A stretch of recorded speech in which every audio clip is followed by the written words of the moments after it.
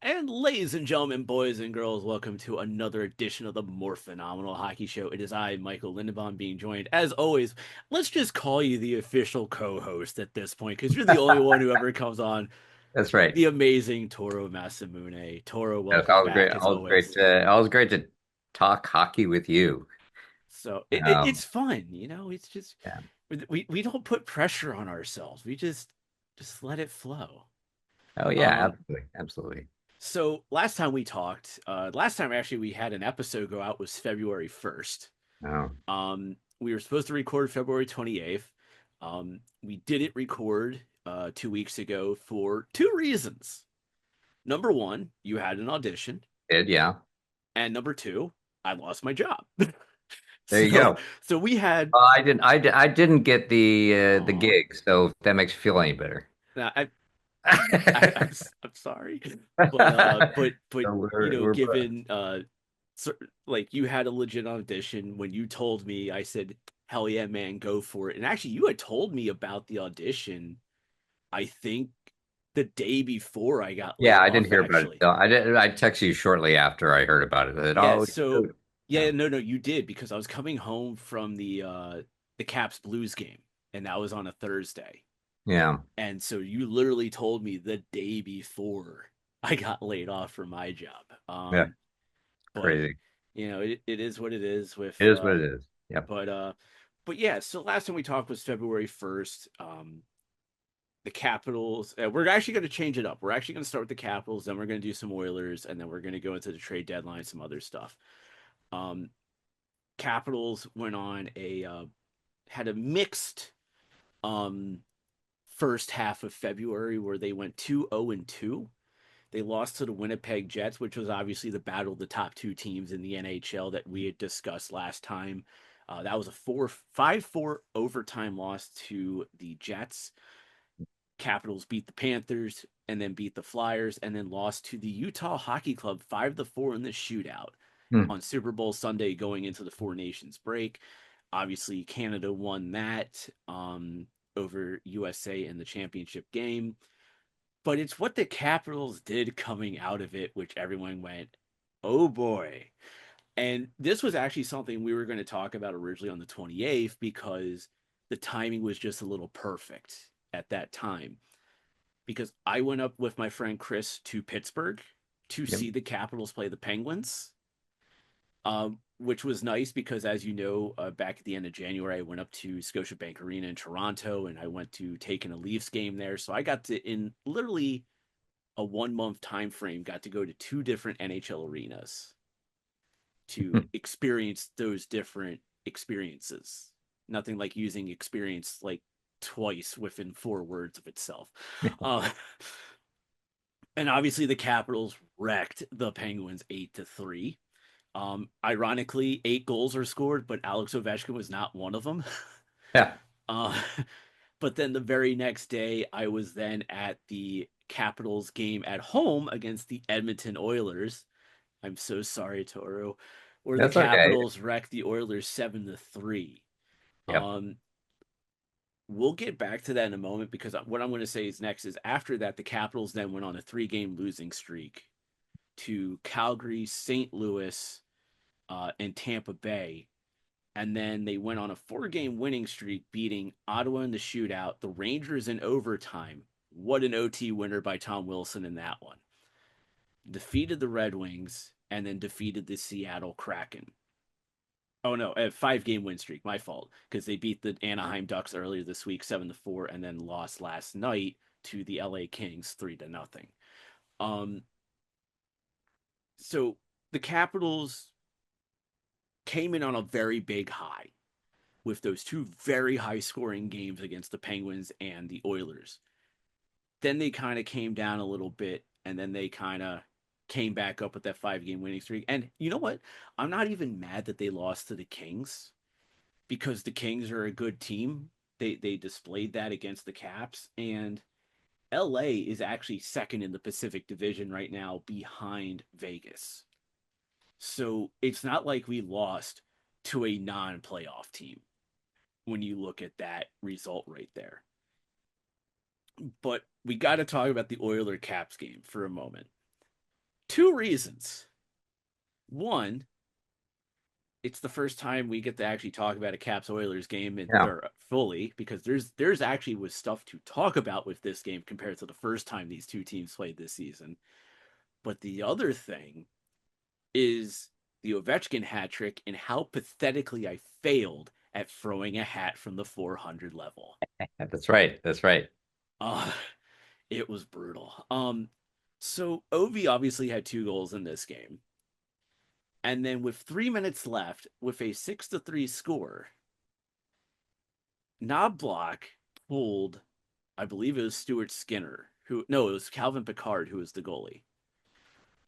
Pulled Pickard and essentially saw Ovi was on the ice and he went, just have the hat trick. Have you ever seen a coach ever pull the goalie for the purpose of a player to complete the hat It trick? was like 4 minutes out, right? Or it It wasn't was even. like it was like 3.5 minutes left Yeah. in the game, and it was like I saw them pulling it. Everyone's just going like in the arena, Capital One Arena, going like Yeah, I mean, empty net. I'm like, it's hard to see, and it was just it's hard to tell what he was going for, because I part of it I thought, this was back when the Oilers had hope, and they saw themselves as a good team, and I I almost like this is maybe they're just being aggressive.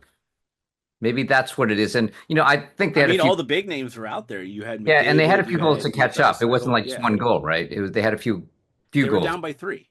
Yeah, yeah. So I'm thinking, you know what?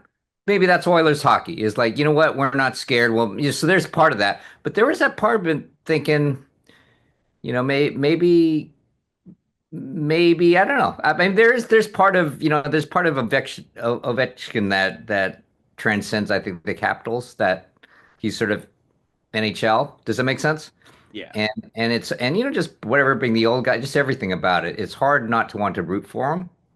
And, especially with the injury and everything. So I'm wondering if I don't know. So, and I switched from that point after he scored, saying, you know what, I think this is Ovechkin's night, and I just kind of thought, okay, Oilers sucked, and I didn't realize it was a trend at that time, but I thought, all right, well, whatever. But it was a good. I kind of I that turned into sort of raised up. I said, this is about the game of hockey. You know what I mean? And Ovechkin very much represents that right now. So I think I don't know, but who knows? We'll never know. I think Well, and no, that's the we'll take a interesting quick thing. break. Everyone went in after Yeah, the game, waiting for Knobloch's post game presser yeah. because everyone was kind of going like, Did you is somebody going to ask him? And like that was the thing. I mean, did someone ask him from what I saw, from what was available on like Twitter and yeah, Facebook, which was the same video at the same length, nobody asked him about it. that's weird. But at the same time, if I was somebody there, I would have gone, what was your Oh, thinking on pulling the goalie down by three? You knew you weren't going to make it. You weren't going to make a comeback with the way the team was playing. Why'd you pull the goalie? With the hope of getting an answer of, oh, we were just going to give it to Ovechkin, or, oh, well, we yeah. felt we At could. this point, we can't help the Oilers, we can't help ourselves, but let's help the game of hockey, because that was kind of cool. I Yeah, mean, but all, everyone was going like I've never like I've watched a lot of hockey. I literally have seen this guy, Peter Bonder, the jersey I'm wearing, no, score 5 goals in a game before. yep, yep, Never ever in watching hockey or going to games. Heck, even playing hockey, I've never seen an opposing team yeah. purposely pull their goalie for the It purpose of giving a player a hat it was trick. unusual, and the only thing that I think that was could maybe he was just weighing it all out, and so why not? Why not? Because you're if you're down 3 goals, you're not going to wait till the last minute, right, to pull your goalie. Now, and quite frankly, I think that was a trend. I think less so now, but there was. Remember that several years ago, people started pulling their goalie early, Yeah, like Remember Yeah, that trend?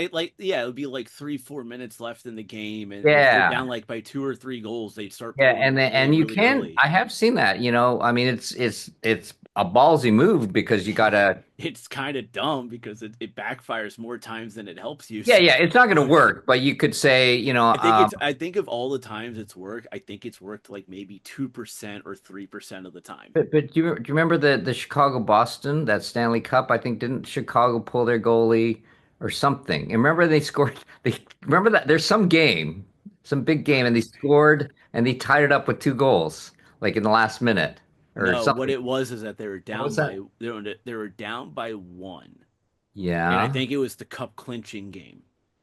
Okay, that's what it Chicago was. was down by one. They scored the tie, and then they scored, and the goalie wasn't pulled on this one, but they scored like 20 something seconds later Okay, to so the to goalie was not pulled at that point. Okay, yeah. but I feel like that. I think it was pulled for the first one to tie the game, but when the game was tied, because the momentum had already swung Chicago's way, Well, that's the thing. It's you know. if you're feeling it, and but I feel like it was pulled early, and I have seen that. That was a thing for a while. I don't know if it still is. I haven't watched it, seen it recently, but people would pull it out, with quite a bit of time left. Yeah, so it's definitely very interesting to see that. But yeah, everyone was just going on But about it how is crazy it unusual. was. It's unusual, I, and the timing, the fact that, this is what remember I told you. I think is Arvidsson. He shot when his stick broke during that shot. That's when I oh said, yeah, yeah. When we were talking on the phone, when we were rebooking, when we were going to record this episode, yeah, you had told me when Arvidsson broke the well, that's stick. when I switched. I realized this game isn't about the Oilers at all. And I thought the hockey gods are real because that to me, I kept at that point. I said, what if that was McDavid or something? You know what I mean? Like, what if, like I've seen that. I've seen that with Tom Brady or whatever, where just things like miracles happen, and to be kind of like it sucks to be on the other side of that, but I kind of get that feeling. And I thought when that stick broke, that's the kind of things that happen. You know, It was like the hockey guys are saying, "Hey, you pulled your goalie. We're letting Ovi score. yeah, yeah, We're because it completing this hat was. trick type of Yeah, deal." and that was just insane. And that was actually, I was on the ice the other night. It's actually I just realized it's actually hard to score from your own defensive goal, even with an, under duress, even from with an empty net. It's no guarantee, I So, I can do it in ball hockey very effectively oh, really? because I actually practice it before we even start scrimmaging on Monday Oh, you nights. do Like the I'll actually stand on the other end of our and gym, train like of the auxiliary gym, and I'll just have a few balls and I'll just start wrist shotting them on the goal because like one of the things I'm also doing is I'm not actually aiming to score most of the time. I'm actually trying to aim for the crossbar because I want to see if I can keep my shot high enough oh, nice. to hit the crossbar. And sometimes I do, but most of the time I just either It's shoot in the put it net in. or shoot a little wide. But you So know what it reminds me a little bit of? I've only tried curling a couple of times. But you watch it and then you sit down and you look, holy crap, that circle is far away. Like you don't realize, and a lot can happen between now and there. And so I kind of feel like even the shot that he got was not easy. I mean, I wouldn't say it's hard, but it wasn't easy. But there was a lot of providence involved, I felt. When that stick broke, I said, all right, this isn't about and they didn't even come close to winning, so it was yeah, interesting. But it was good. It was a good game. I mean, that was a tough game. It was and I think it was a good lesson for no, Edmonton that they got to get bigger because you guys have a nice big team. yeah. So So- I grabbed a hat randomly for those of you watching us on YouTube Oh yeah, because yeah, yeah. Good. let's be on because I'm not going to take my headphones off to take the hat off my head. I'll just grab one of the random hats I have off to the side. So obviously Ovi gets the hat trick. I have all these group hats that I've gotten for over the last few seasons from the Capitals, and they're sitting in my car because they're the same freaking hat. And on the bridge of the hat of the visor, like right here, I have written down "Congratulations on your hat trick," Oh, and nice. then I sign it with my name. And so, for those of you watching on YouTube, for those of you listening, I'm sorry, you have to just make believe you could see what I'm doing. I literally have the hat. I pull it off my waist, because I have it like snapped into my belt hoop, and I go and I'm like priming it. It's like straight, straight, straight, so far to the right. Like for those of you who watch on YouTube, I literally threw it so far to the right because it ended up probably, so I sit in section 420. The hat probably ended up in section 422. It did not go straight. It did not go towards the ice. It went to the right to another section on the 400 level. The season ticket holders who I sit with watched this happen, and they started laughing hysterically at me. And I just start laughing hysterically, and we're all just laughing because we think it's the funniest thing. And I No, just look over to Sandy, and I go, "It's okay to laugh at me. I deserve the ridicule for that one." So, first time ever getting to throw a hat for a hat trick, and one Ovechkin hat trick, no and less. of all things, an Ovechkin hat trick, and I completely blow it. So you need to practice it Completely. like your ball hockey empty netter. You got to practice it. You know, Yeah. So, you can't so just show up at the game thinking you can just, it's gonna be a piece of cake, right? You got to practice it, right? yeah. So, Yeah. but yeah. So it was embarrassing, but it was fun. Um, but yeah, Oh, it's one thing I will say, which the one thing the one, and so it was really great, and I kind of really, it's nice to sort of watch this legendary player play, and I thought that was great. But one sort of nice point that I thought about the game too, which was fun, was that the Nacho game? I think it was no, the that a Nacho different game. one? No, that was like I think up in Oh, that was Toronto. earlier. Yeah, that Okay, was earlier than that. I think that was in okay, for some Toronto. reason. But anyway, No, that because that was a road game for the Capitals, not a that home was road game. game. Okay, gotcha. Actually, you know what that is? That could have been the game against the Oilers in January. Maybe that's what it was. It's an earlier game. Yeah, that was probably the earlier But game I of just like thought of that too. Was that the Nacho game? Because if that no, would be the one thing no, that was no. The Nacho game was I think that was the game in Edmonton, not okay, gotcha. yeah, But not I in gotta say, BC. that was that at the end of the day, I thought, and they just weren't, they were just being outplayed, and I really saw the difference, and that's what you need in the playoffs. And I kept on thinking, man, I don't know. And now we really, so maybe it's Ovechkin and the Capitals' year, I mean, wouldn't Either that that or Winnipeg finally pulls it out. yeah, wouldn't that be something? So it was anyway, it was good to watch, and so maybe at the end of the day, you kind of think, okay, that was cool. That was kind of cool. I don't remember, maybe I won't even remember they're playing. I'll say, wasn't that cool watching Ovechkin getting a hat trick? I mean, hey, Ovi is 9 goals Well, away. well, what's so funny? I remember they're talking a lot about it, and at the time, it wasn't clear that he'll make it this year, but they're saying, yeah, he could do it. And he said, and the coach, I think, was commenting, yeah, but if he gets 2 or 3 goal games every so often, that will help. And he kind of said that before, I think before. To be honest, I was expecting that against Anaheim for Yeah, Ovi, but then he passed up the puck so that way Alexei Protas can score his first career hat trick. I see. Which to everyone who's going, Ovi's always going to go for the empty netters. Well, there's proof that he doesn't. He gave it up to Protas so he can get his first career hat trick. Hmm. Um, and That actually, was I an did. empty netter? Yeah, well, the hat trick was an empty netter, yeah. Or the third goal at least was for Protas. But then Okay. at the same time, you know, and we'll get to this in a moment, but the Capitals are playing San Jose today because we're releasing this episode on March 15th. So the Caps play San Jose Sharks. San Jose is a bottom feeding team. This is a team that, in theory, Ovechkin could get a couple goals against. Yeah.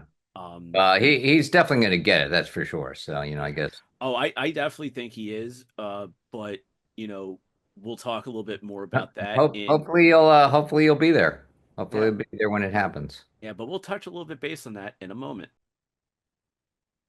So, but yeah, like I said, we'll get to OV and the goals in a moment because I want to go over this remaining schedule, and I want everyone to know the next time Toro and I get together to record an episode will most likely be at the end of the regular season before the playoffs start or shortly after the playoffs start because it's just how our schedules work. I'll be previewing the Oilers wild card game. Yes. And we'll get to this. And normally we would be have done standings already. I'm actually going to do a full blown standings after we also talk about the Oilers. And the reason for that is that because there's going to be playoff implications, and I want to have a nice little focus on that as a whole rather than based off of a division, because now we're just kind of in that playoff chase now. But for the Capitals, like I said, we're recording this episode on March 14th. We're releasing it on March 15th. So obviously, this afternoon, the Washington Capitals are ending their California trip with a visit to the San Jose Sharks. This is one of those games that I mentioned that I could see Ovechkin in theory getting a goal or two in this one. Um, then on the 18th, the Capitals are back at home for a 3-game homestand, starting off with a visit from the Detroit Red Wings. And then on Thursday, the 20th, the Capitals are hosting the Philadelphia Flyers. And I actually have an interesting tidbit about this one. So, you know how at the games, all the teams are doing a Geico 4-star of the year thing throughout the season, and they're accepting applications for? So I randomly applied back in like November for the Capitals Geico 4-star of the year. I ended up winning February. So I am the Washington Capitals Geico 4th star of the month for the month of February. And I Nice. am now in the month of April and going to be voted on by all the fans for who of all the Capitals monthly winners will be the Capitals 4th star of the year. Um, Nice little perks if voted and everything like that. But we'll get into that later. Like maybe on the next episode or something. But I got it, and they told me on February 27th that I got it, That's so cool. and that I got it for February. And they're like, you're gonna get 4 tickets to a game, a prize pack, and a game day experience. Wow. I purposely chose March 20th against the Flyers for Yep. the game so I can bring my dad, Hmm. because my dad's a Flyers fan, and I'm bringing my friend Sasha, my friend Matt Greenhut, aka Greeny. You may have heard me reference him before in the past because he's one of the guys I play hockey with. Um, and so I'm going to that game. They're literally sitting me in the section underneath my section, which makes it even funnier. Um, because apparently section 218 is right underneath 420, so it's like it works out perfect. Um, and then I don't know what's in the prize pack yet, but I'll let you know later when I get it on Thursday.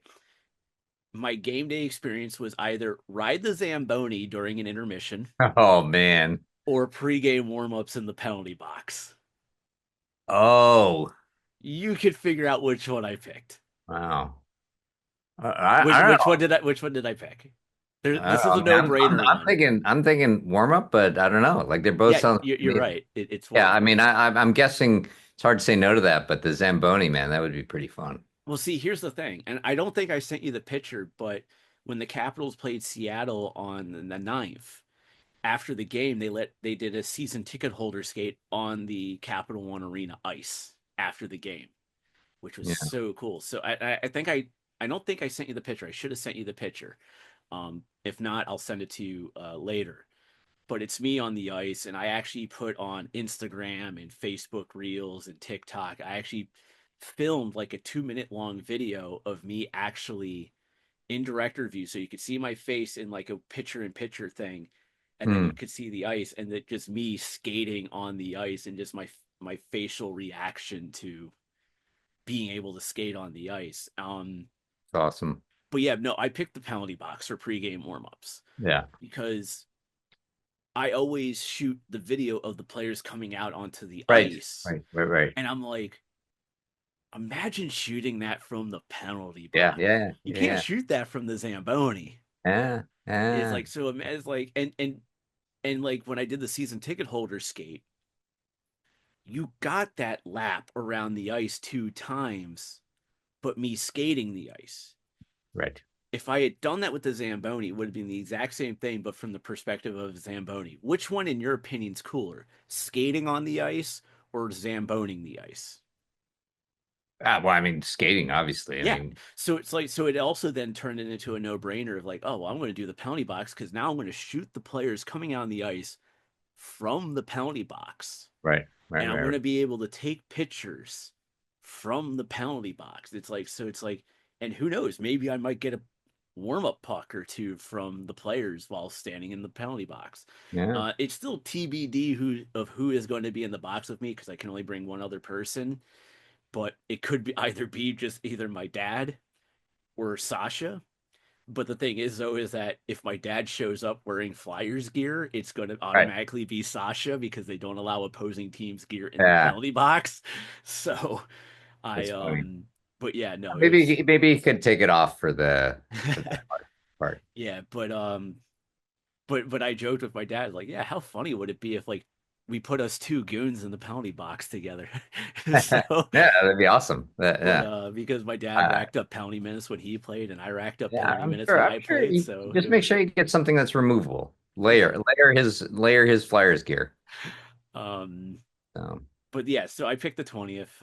So that's another game that's coming up. Obviously, when it comes to Detroit and the Flyers, both of them are not in playoff position right now. However, Detroit is 2 games out of the last wild card spot.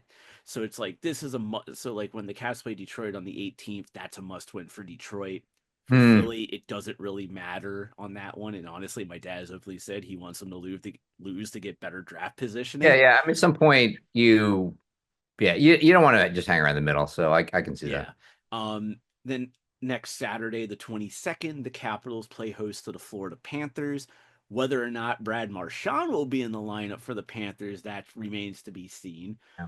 And Florida, should be noted, is the number 2 team in the Eastern Conference. The Capitals then hit the road real quick for a game against the Winnipeg on the 25th and Minnesota on the 27th, which, fun fact, I'll just be going to the Nationals home opener on the 27th. So I'll catch whatever's left over of the game when I get home from the Nats home opener. For the record, I know this isn't a baseball podcast. I go to Nats games like maybe 1, 2, 3 times a season. Never in my life have I ever done a home opener. Hmm. So that's a whole new experience right there. I Cool. recommend everyone try to get new experiences in life. If there's one thing from Absolutely. this show, that's Yeah, it. absolutely. Uh, Absolutely. I think it's very sage advice. and then the end of the month of March, the Capitals play the Buffalo Sabres. Now, I want you to note this right now. There are 4 home games remaining in the month of March. Okay, I want you to note that. All right? Because now we're going to go into April. April 1st and 2nd, the Caps are on the road for back to back games against Boston and Carolina. Then they are at home on April 4th against Chicago. April 6th, they're on the road for the Islanders. And then on the 10th of April, they are at home against Carolina. Then they have a home and home against Columbus, with them being on the road on the 12th in Columbus and at home against Columbus on the 13th. Then to wrap up the regular season on the 15th, they're in Long Island for a matchup with the Islanders, which is awkwardly an 8 p.m. game for whatever reason. And Hmm. then on April 17th, which is the last day of the regular season, the Capitals are on the road in Pittsburgh. How many home games did I list for the month of April? I wasn't keeping count. 3. Hmm. The Capitals only have 7 home games left, and only 3 of them are in the month of April. Okay. Okay. Chicago, Carolina, Columbus. So you're the question is, are you going to be Oh, I'll be at all of them. at no, no, but are you going to be at the one where he is that where you're going with? Are you going Yeah, to it is where I'm going because, well, one, I really wanted him to get like a hat trick against Anaheim and hopefully like a hat trick against San Jose to kind of knock that total down to 3, before coming back home against Detroit. Because I would have loved it if he hit like 894 against, the Flyers. That would have been really cool, or even get 895 against the Flyers. Um, because I told my dad, and this was like one of the selling points to my dad to come to the games, like, if Ovi scores, we're literally seeing history. Yep. Like Yep. every Are. goal that we see in person, is seeing history, Yep. or as history leading up to history too, at the Yep. same time. And that's kind of like a big thing that I threw out there. And my dad was like, yeah, okay, that makes a lot of sense. And so like obviously there's talk, you know, right now he's on pace to tie the record on April 10th against Carolina at home. Okay. He is on pace to break the record April 12th in Columbus. That is what he is on pace for currently. Yeah.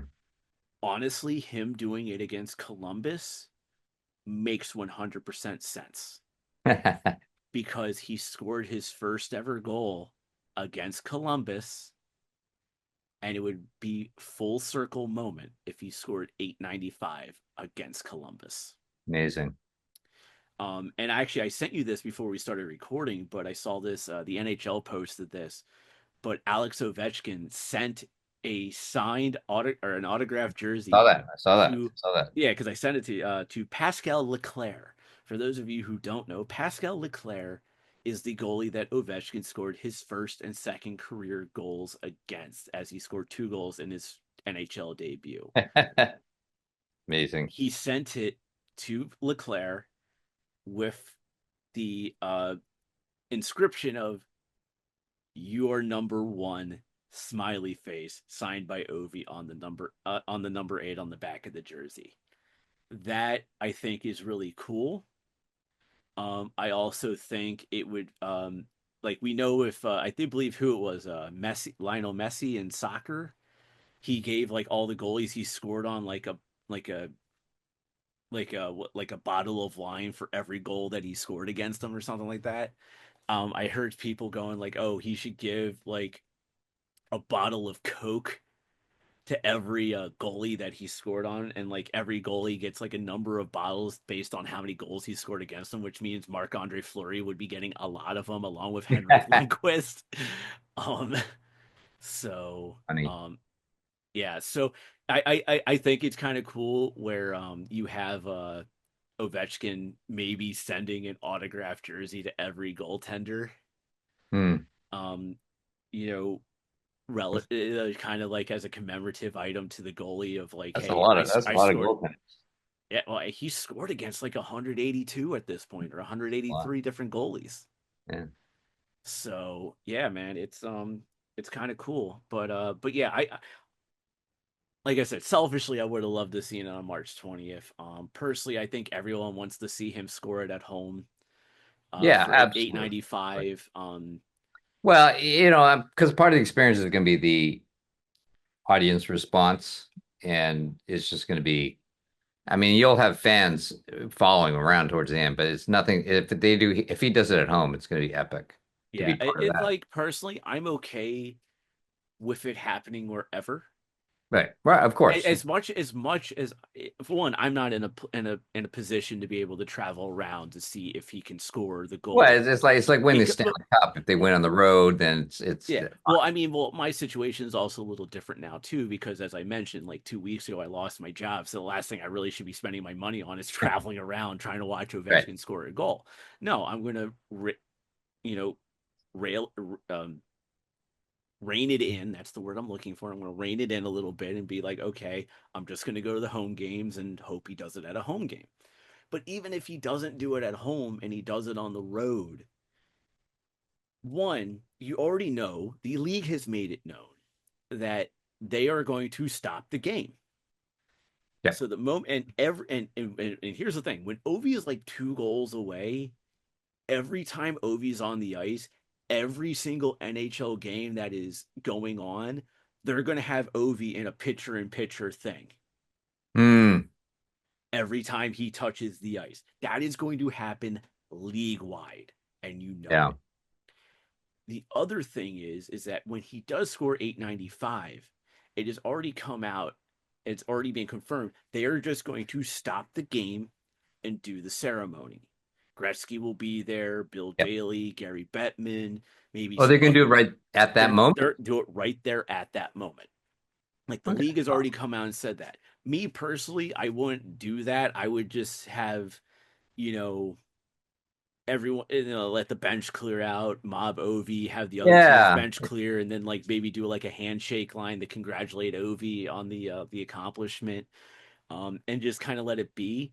Well, and you could even But have it at, maybe at a halftime thing at a later game. well, and that's what I was about to say, is that say that it happens on the road, Yeah. you know for a fact that very next game at home. So like say he does it April 12th in Columbus. Yeah. You know very well that April 13th at home for the home finale, they're going to do a pregame ceremony for the home fans to honor Yeah, Ovechkin of for course, for of course. And breaking the that could be a record. whole career thing. It could be Yeah, it could be more than just because a goal. and here's the bigger thing that needs to be said.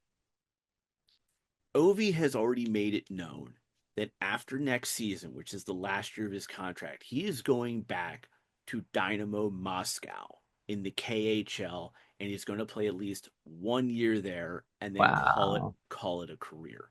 So he's going to essentially retire from the NHL, play in the KHL for 1 year, maybe two, and then call it a career.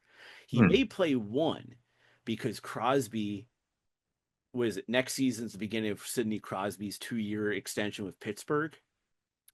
And so if that's the case, 26, 27, if Ovi plays 1 year in the KHL and Crosby plays that second year of his contract and then they both retire at the same time, well, in 2030, you're having an Ovechkin Crosby Yeah. dual headline, Hall of Fame Yep. induction.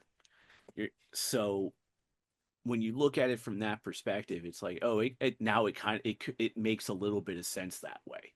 Hmm. It's just a shame that they're just not going to let him in right away. They're going to force that 3 year wait for both of these guys.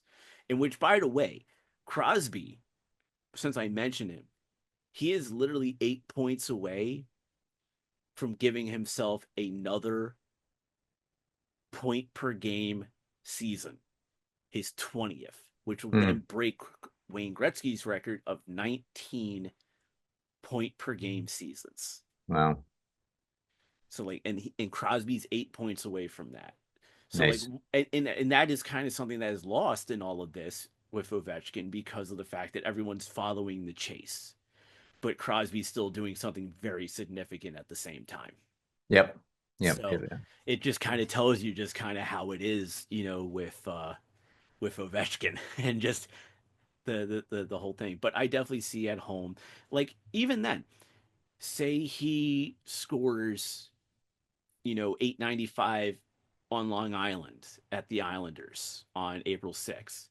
I still see April 13th being the game where they do the pregame ceremony, or they Hmm. do it on the 10th before they play Carolina, because you know that if he does it on the road, they want to do something for the fans at home because Right. they know that not all the fans at home are going to travel to Boston or Carolina or Right. Columbus or Right. Long Island or where are they, before that. Or well actually the other two home games are Winnipeg and Minnesota. Like Hmm. not a lot of Cavs fans are gonna travel. I mean, right now they're not going to travel out to Minnesota or Winnipeg because he's only 9 goals away. Like that's the other thing. You're going to start seeing people traveling for Ovechkin when he's 5 goals away. So when Yeah. he scores four more goals and he's five away, that's when you're going to start seeing people travel. Yep. So if he's literally 5 goals away come April 1st, you're going to see a lot of Caps fans in Boston, Carolina, Long Island, Columbus, Long Island, and Pittsburgh. If he Nice. hasn't broken, and of course, I've heard the people go, "Oh, he needs to break the record on April 17th." Here's my feeling, and I want people to understand this. I want Ovechkin to break it this month. I don't care when this month. He could do it on the 30th against Buffalo. Really? He can do it on April 1st in Boston, April 2nd in Carolina. I don't care. I want him to do it ideally by April 4th. And the reason I say that is because I want at minimum, the last 2 weeks of the regular season to be about getting ready for the playoffs. Yeah, because that is another story, which I don't think people are necessarily Yeah, expecting and beginning that's the thing. It's like the whole story right now is Ovechkin now. in the goal chase and Gretzky and stuff like that. In the but the which is great. But the problem is that the closer you get to the playoffs, and that's still a storyline, the Yeah. more of a distraction that's going to be. So the sooner that Ovi gets it, which I'm telling a lot of teams, just give him the empty net for now, and then make Ah, 890 and make have 894 and 895 be like power play goals from The Office because it would be so fitting. Um, yeah. Right.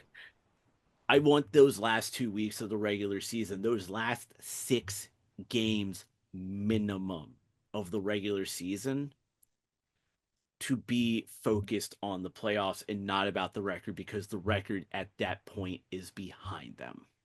Yep. I agree. And I would really, and I'm saying this as a Caps fan because it's like as great as the goal record is, if he can get the record this season and the Stanley Cup, Yeah. oh man, that's going to be the best story to tell. Yeah. That And that then literally next season becomes the Ovechkin farewell tour. yeah.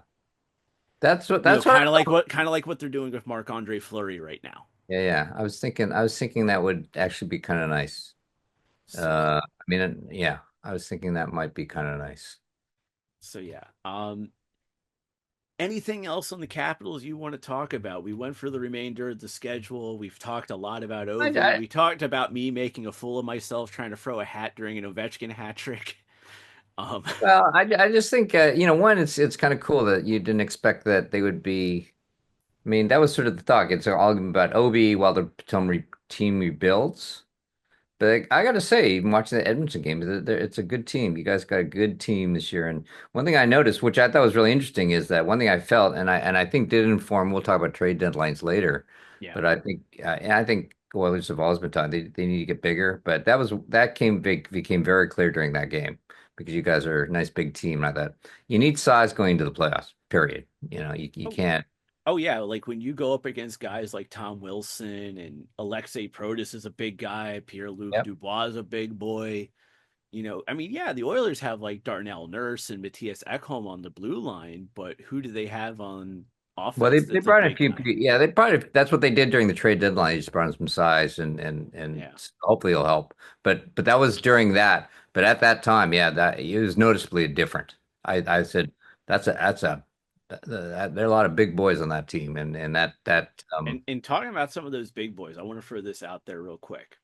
Because we didn't bring up stats. So Dylan Strome leads the Capitals in points with 64. He's got 20 goals and 44 assists. Obviously, that's a career high for him. Alexei Protas also hitting career highs for himself as well. Has 28 goals and 30 assists for 58 points. Protas is on pace for over 30 goals for the first time in his career, which is good on him. Pierre Luc Dubois, for the first time in his career, hit hmm, 40 assists when he got a couple assists in Anaheim a couple nights ago. Um, and has 57 points. Tom Wilson is 29 goals, 25 assists.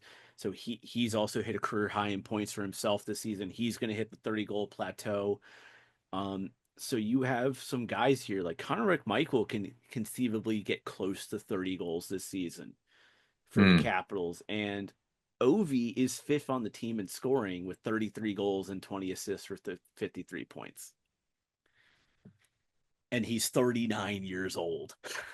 That's the crazy part, and that's part of the great part of the story is that I mean that is the truth, right? We all get older, and it's nice to see that. You know what I mean? That doesn't mean you got to slow down, right? Yeah, exactly. So it's like when you look at that, you just kind of go, yeah, this is kind of It's a great it goes beyond just being a cap story. It's a great NHL story. It's a great human story. So, oh yeah. so it's all So good. It's all good. so with that, we're now going to transition over to your Edmonton Oh, Oilers. geez. I would almost You're I'll spend the entire just section going like trying the trying to smiley change the face. subject. Uh, well, we got to do a But little. Well, anyway, but really we already agreed that we weren't going to talk too much about him because we kind of wanted to talk about about the Four trade Nations, yeah. deadline But that being said, and I think it's interesting what I was thinking. It's in. I don't know. It's weird. I mean, to me, psychology, sports psychology is really interesting because I go, we all go through it. So even when I play in our little beer leagues, right, is we keep thinking, and part of it is because it's kind of stupid to like really throw yourself out there, because, you don't want to get hurt, right? Yeah. But you keep thinking like, we know what it takes to, if we put in that to commit, and it's weird, that psychology. And I thought, okay, I don't know. Edmund's very, I don't know the psychology. I'm worried it's right now it's not going so well in the locker room. I don't know what it is, but I don't know why people can't clamp down. They're skating harder, but they're just making mistakes. And I'm thinking, I don't, and they're talking about it's the goalies, but there's the defense is a little better, but they're, and one thing I kept on thinking, which is really true, I was hearing this some stat where they're saying the expected goals were one of the highest. I mean, they get so close, and they hit what, 4 or 5 posts on the Buffalo game, and they're loud posts. That's the thing that's killing me. You hear it, Oh man, ding. I mean, the Caps had that last night against Los Angeles. The Oh. Caps had some really great opportunities, but all they got was post. Yeah, and You what's know, happening is that's like a real regular thing, and I'm starting to think it's a bit too regular to. I mean, you want that pressure and you want it to be close. That's how you get goals, eventually at least a goal. yeah. But what I'm just noticing is I don't know what even with McDavid, they're getting in there, they're creating offense, but they're just not scoring. So who knows what that is? I don't know enough about, you know, I don't Well, know. I mean, I I'm gonna should throw know. this out here real quick. Yeah, So when we last left off, which when we released the episode on February 1st, yeah, um, you lost the Toronto playoff team. yeah, You beat St. Louis and Chicago, non-playoff teams. You lost to Colorado, which is as of right now, where is Colorado? Is a playoff team.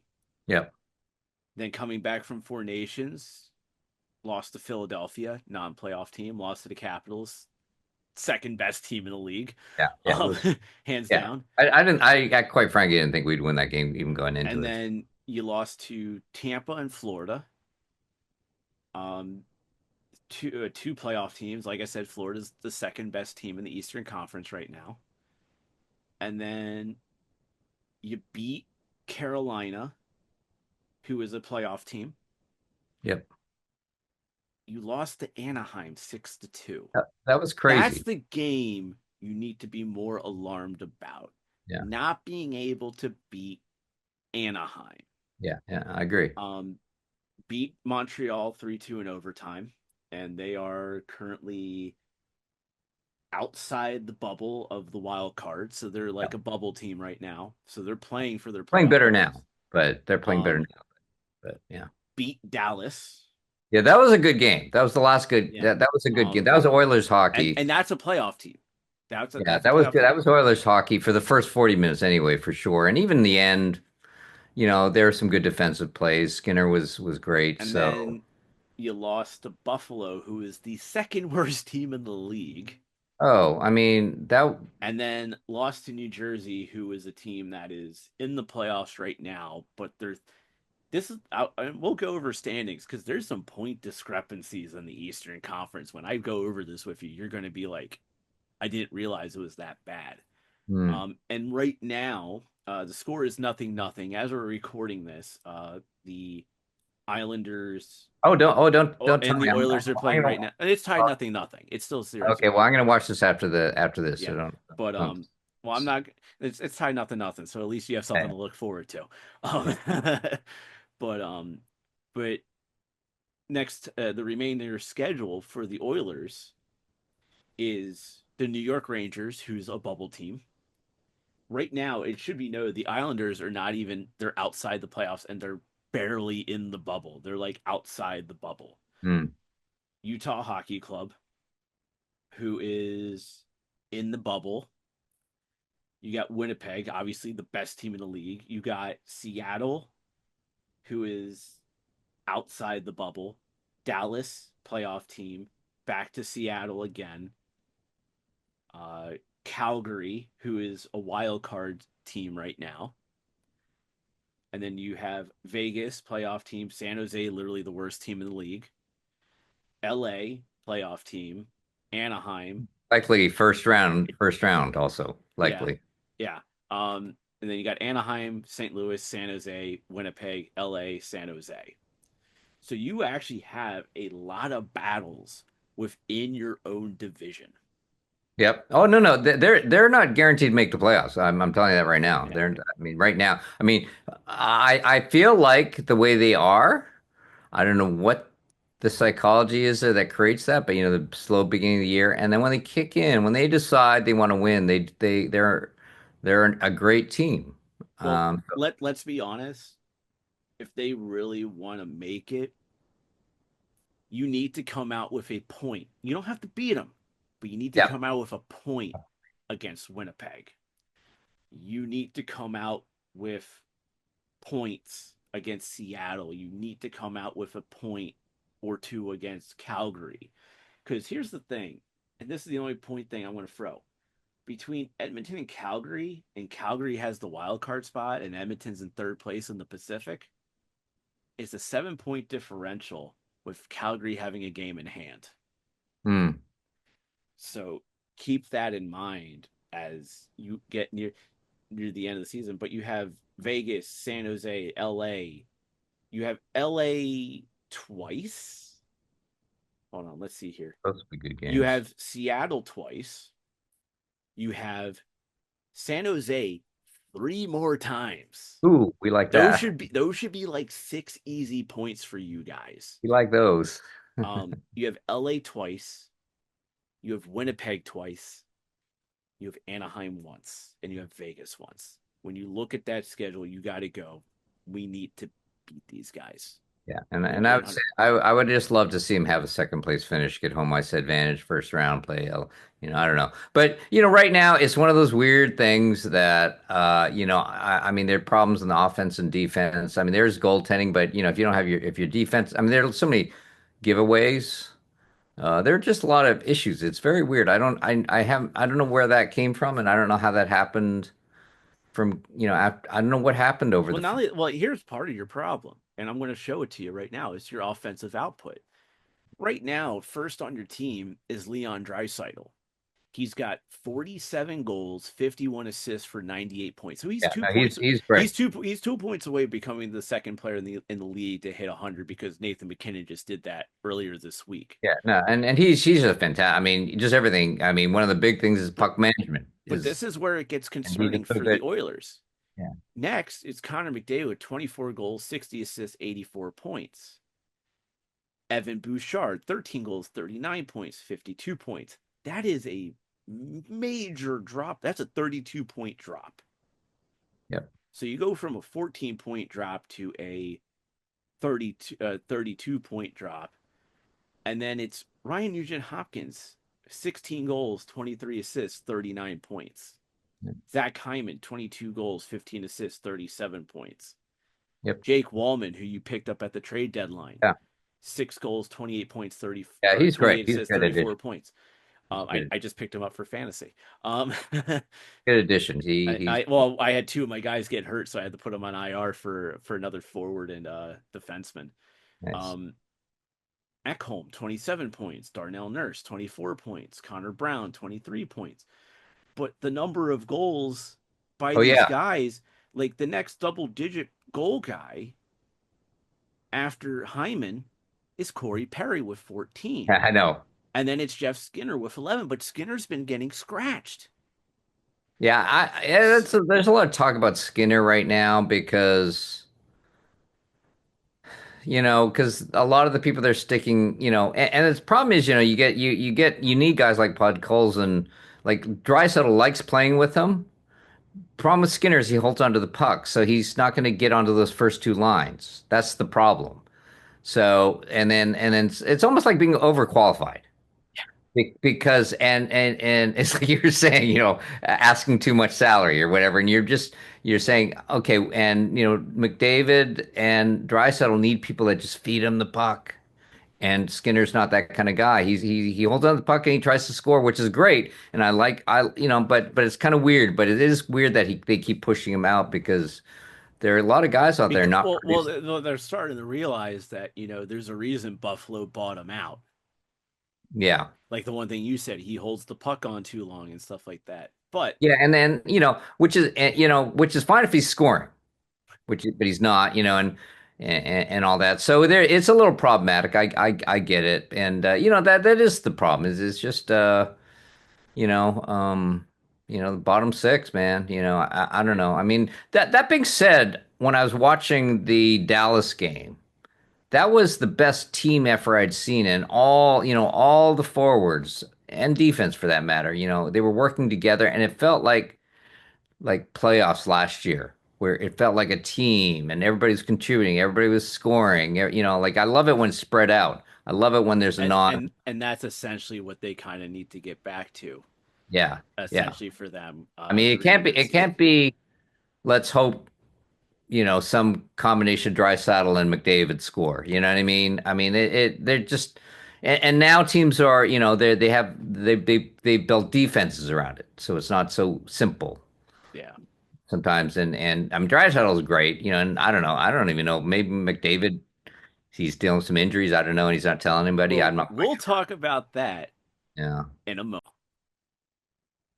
And, as I say in a moment, I really mean right now, I know. because let's be honest, I've been a big opponent of the Four Nations because of the fact that like I don't like the All-Star game. I think they should just get rid of it. I Yep. hate the idea of shutting down the NHL for tournaments, Olympics, whatever, because it's never been beneficial to the league. We'll get to that in a moment because there is something worth talking about with the Four Nations in regards to that, compared to the Olympics. Um, but yeah, but one of those things is also injuries. Yeah. Jay Theodore, the Vegas Golden Knights, got hurt in game one for Canada and is now week to week and probably not going to be back until the playoffs. And Charlie Coyle, I think, too, No, was. Charlie Coyle did not get hurt. Matthew Kachuk, Oh, Malik Chuck definitely yeah, got he got hurt. He's probably not coming back to the playoffs for the Florida hurt. Panthers. Yeah, he definitely got Um, hurt. Brady Kachuk got hurt, but he's Yeah. back in the lineup. He wasn't out very long term. There is talk that Sidney Crosby got banged up pretty bad in the tournament. There is talk that Connor McDavid got banged up Yeah, pretty it bad was in the tournament, competitive and it's weird. especially the Team USA Canada games. Oh, those are great. That was good hockey though. You got to admit that was pretty good hockey. So I I, will 100% admit I did not watch a single second of Four Nations.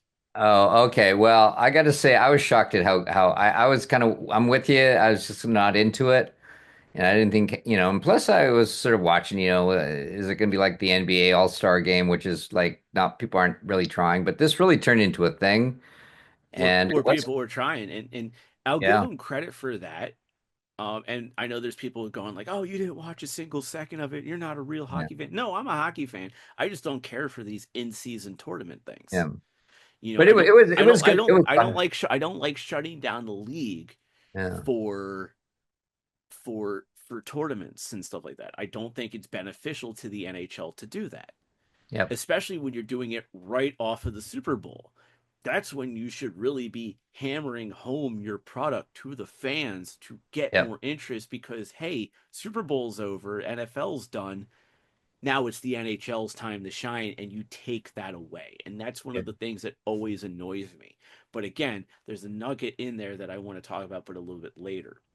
Yeah. I also used it as an opportunity to just take a break from hockey for 2 weeks because, It quite was, yeah, frankly, there was something you nice, need to have it a little bit. and I'm sure, I don't know, Edmonton got a bit too relaxed, I think, over the holidays, but for the most part is good because really, Draisaitl, there was no German team, and you know, uh, Hey, keep in mind, no Washington Capitals. The Capitals were yeah, the there was zero. only Yeah, I thought they that's were so the bizarre. only if it wasn't for the Capo Caco trade by the Rangers to the Kraken, Yeah, the Kraken and the Capitals would have been the only two teams without a single player in the tournament. And then they got Capo and he played for, I believe, Sweden or Finland. yeah, I can't remember off the top of my head. it's Sorry for very, screwing up his thing.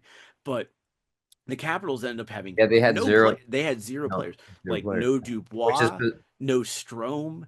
kind of bizarre when you think about, Well, it actually came out that apparently the reason Logan Thompson was not selected as one of the goalies, and by the way, he's like one of the like of Canadian goalies, he was number one, and they took goalies 6, 7, and 8 on that list. Like the top 5 goalies that were Canadian were never even selected for this team. That's absurd. But the thing about Logan Thompson is that because Peter DeBoer and Bruce Cassidy were assistant coaches and had coached him in Vegas, they're like, no, we don't want Logan Thompson on the team. That's why literally the best Canadian goalie in the NHL right now was not on Team Canada because you had 2 assistant coaches saying we don't want to deal with him. Personality or what I don't know what it is. I didn't see it. It who didn't. knows? The Who knows? report didn't go fully in it, but they were very against having Logan Thompson on the team, which Wow. was, I think, stupid. God. Um, God. like I said, Dylan Strome was not on the team. Pierre-Luc Dubois was not on the team. Yeah, I remember. Tom Wilson, somebody like, because like let's be honest, when that first game between the Americans and the Canadians happened, and you had those 3 fights in nine Yeah, seconds, that's crazy. it's like you had Tom Wilson on the ice. Some of that stuff ain't happening with Tom Wilson on the Yeah, ice. yeah. Let's be honest here. So you had that. So like us as a Caps fan, we're Tom happy. No, Wilson's Canadian. we're happy. None of our none of our Yeah, guys were in yeah. that No, you tournament. guys benefit, and you clearly, yeah, you guys benefited from it. And like that's the thing. It's like, that means we have a healthy Tom Wilson coming out of this tournament. We have a healthy Logan Thompson coming out of this tournament. We have a healthy Pierre-Luc Dubois or Dylan Strome coming out of this But, tournament. but We have a healthy John Carlson who could have played for Team USA, or Charlie Lindgren who could have played for Team USA. Those guys are coming out of this thing healthy because they didn't play in the tournament. Rasmus Sandin, who's Swedish, did not play for Team Sweden, is coming out of that healthy because of the fact that he did not play. but what And I do know, I mean, that Connor McDavid took some huge, huge hits. yeah, Charlie Coyle, that's why I brought him up. I mean, they're like really noticeably huge hits, and one thing I got to say, which is really weird, is I saw him skating. He played great during it. I wish he'd do more of that for the Oilers because he looked so good, and he scored the overtime, which was classic. But he was skating very, very fast. I mean, he's always skating fast, but there's something about the way he's playing. I thought, oh, I hope he brings that back to the Oilers, you know. So it was kind of weird, but there is sort of speculation that yeah, maybe he's not feeling so well. yeah. But there's Because he one was pretty bad. player. He was pretty bad. He was not good when he came back, first came back. So, Yeah, you know, but maybe there's definitely one player who benefited playing in the Four Nations, and that's Drew Doughty of the Los Angeles Kings. Because if interesting. you remember, he got hurt in the preseason and Yeah. essentially missed the first half of the season. He came back like I think a Oh, couple games before the tournament, and he played in every game of the tournament. And for a lot, if you're a Los Angeles Kings fan, you're happy about that because one, he didn't get hurt in the tournament, right. but you got a guy who is now in a way like a trade deadline acquisition because he's been out for the majority of the season. He gets Yeah. these 4 games in with Team Canada in the Four Nations, and now you have a back up the speed Drew Doughty Yeah. Yeah. because he's not just playing in like preseason games or some like early regular Oh season yeah, games. no, no, You're those getting a were guy big. who's playing in what ended up becoming high intensity Yeah. playoff style That was games. playoff style game for sure, like from beginning to end. I mean, it was the speed was crazy. You know, there was such a fast. And one thing I got to say is pretty cool seeing those guys to play together because that to me felt like an all-star game in the sense that you really got to see, oh, what if, McKinnon and McDavid were on the same line? Oh, Yeah, and more McCarr, more what so more so Crosby and McKinnon because we yeah, know they're buddies.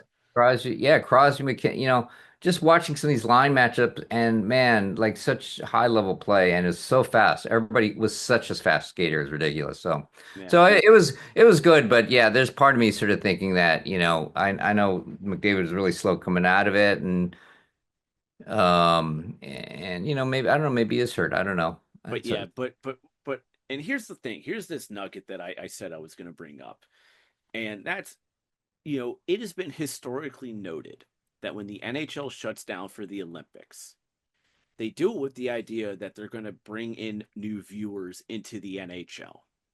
yeah. outside of 2002, which was in Salt Lake City, Utah, and 2010, which was in Vancouver, outside of those two Olympic Games, they had no new viewership come out of the Olympics, Mm. out of NHL participation in the Olympics. None. Like Vancouver, you saw a minor bump, especially because of the fact that Canada beat USA. And then Salt Lake City, you had a minor bump because of it being USA versus Canada in the final as well in the United States. So you had a more interest, and it's like, okay, these guys play in the NHL, that will come over. But the thing is that that minor bump in new viewership was very minimal, and it Yeah. did not sustain. Yeah. So it's like, and that's the thing. Like, so next year when they or next season when they do that Olympic break, Yeah. I don't remember where they're going because I don't pay attention to the Olympics, but I know it's not in North America. I think it's Italy, I feel I, like. I believe so. It might be in Italy. But here's the thing, if it's going to Italy, how many people coming back from that Olympic break, how many new viewers are you legitimately going to get from something that is on a massively different time zone from Yeah. what NHL games are usually are at? That's a benefactor of Vancouver and Salt Lake City. The time zone factor works Mm. out better The for viewers you people pick up for are viewership more over likely here. to be willing to watch it that hour. That's interesting. In the championship game of the Four Nations tournament, it had a viewership of 9.4 million viewers. Yeah. 9.4.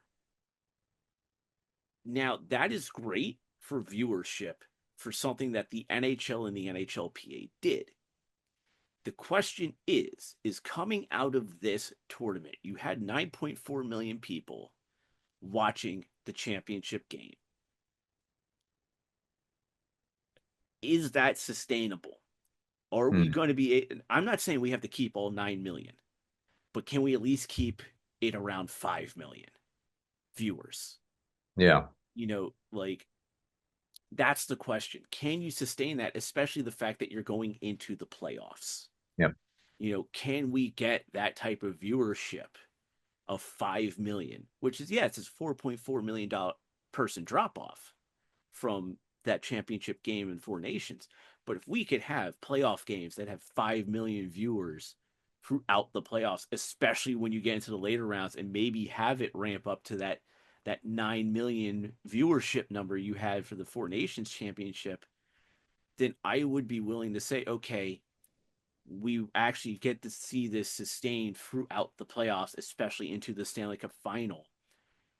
Four Nations was, in fact, a beneficial thing to help the NHL gain viewership, because when you gain viewership, you make more money. And when you make more money, the salary cap goes up, which makes the NHLPA happy because the players make more money. Right. So it's like, so is this truly sustainable? We know, obviously, next season there was talk on Hockey Night in Canada that they might scrap, or not Hockey Night in Canada, TSN's Insider Trading on Thursday. There was talk that they might scrap the All-Star game in Long Island next year and just focus on, because they just saw the No, success of the Four Nations. that's not bad. How do you go from doing a Four Nations to going back to the The same old old start. All-Star game weekend? Yeah, I agree. So it's like, so now they're in a conundrum with this. Yeah. And then in 2028, they're going to do an 8-team World Cup of hockey, because they're hoping by the time 2028 comes around, they can have the Russians back in there. Right. Right. So it's like you're going to have USA, Finland, Canada, Sweden, obviously as your main four. You're hoping to get Russia back in there. You're going to get Slovakia in there. Mm. You're probably going to get Czech Republic in there. So that's Yeah. your other three, and then you're probably going to get Germany in there Yeah. as your eighth team. So when you look at it from that perspective like that, it's like 2028. Now you have this, and now you have the conundrum of 2027 of going, do we do an all-star game? I know, right? Because 2030, they're going to do Olympics again, and then 2032 will be another World Cup. Yeah. So you actually have to look at how a lot of this lines up, not just now, but in the future. And does this actually, like with the World Cup, they're talking about doing some of the games in Europe and some of the games over here. Okay, great. But again, are you going to be able to sustain whatever new viewership you may gain from that into the remainder of the NHL season and into the playoffs, specifically through the Cup final? That Mm, is the number one question. That is the number one challenge that the NHL has with these breaks. And with the Olympics, with them being overseas, that answer is no. You're not going to gain new viewership because it's been proven time and time mm, again, unless it's over here in North America. So you have to look at it from that perspective. Four Nations, 9.4 million viewership for the championship game. Fantastic. Perfect. Can we get that number in the Stanley Cup final? Can that viewership carry over into the Stanley Cup final? That's what I want to see. That's the challenge for the NHL. You need to be able to take something like that and successfully, that's the word I was looking for, successfully carry that over. yeah. Even if it drops down to like 5 million for the first couple rounds of the playoffs, you want to still try to hit that number of the 9.4 Yep. or at least 8 million. I'll give you the low bar of an 8 million for a Stanley Cup final viewership. That's Yeah. what because you just set this high bar with the championship game of Four Nations. You need to do it for the Cup final.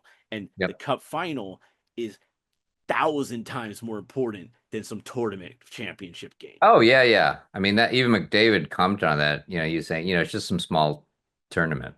You Yeah, know, he even saying, okay, because it was fun. He was into it.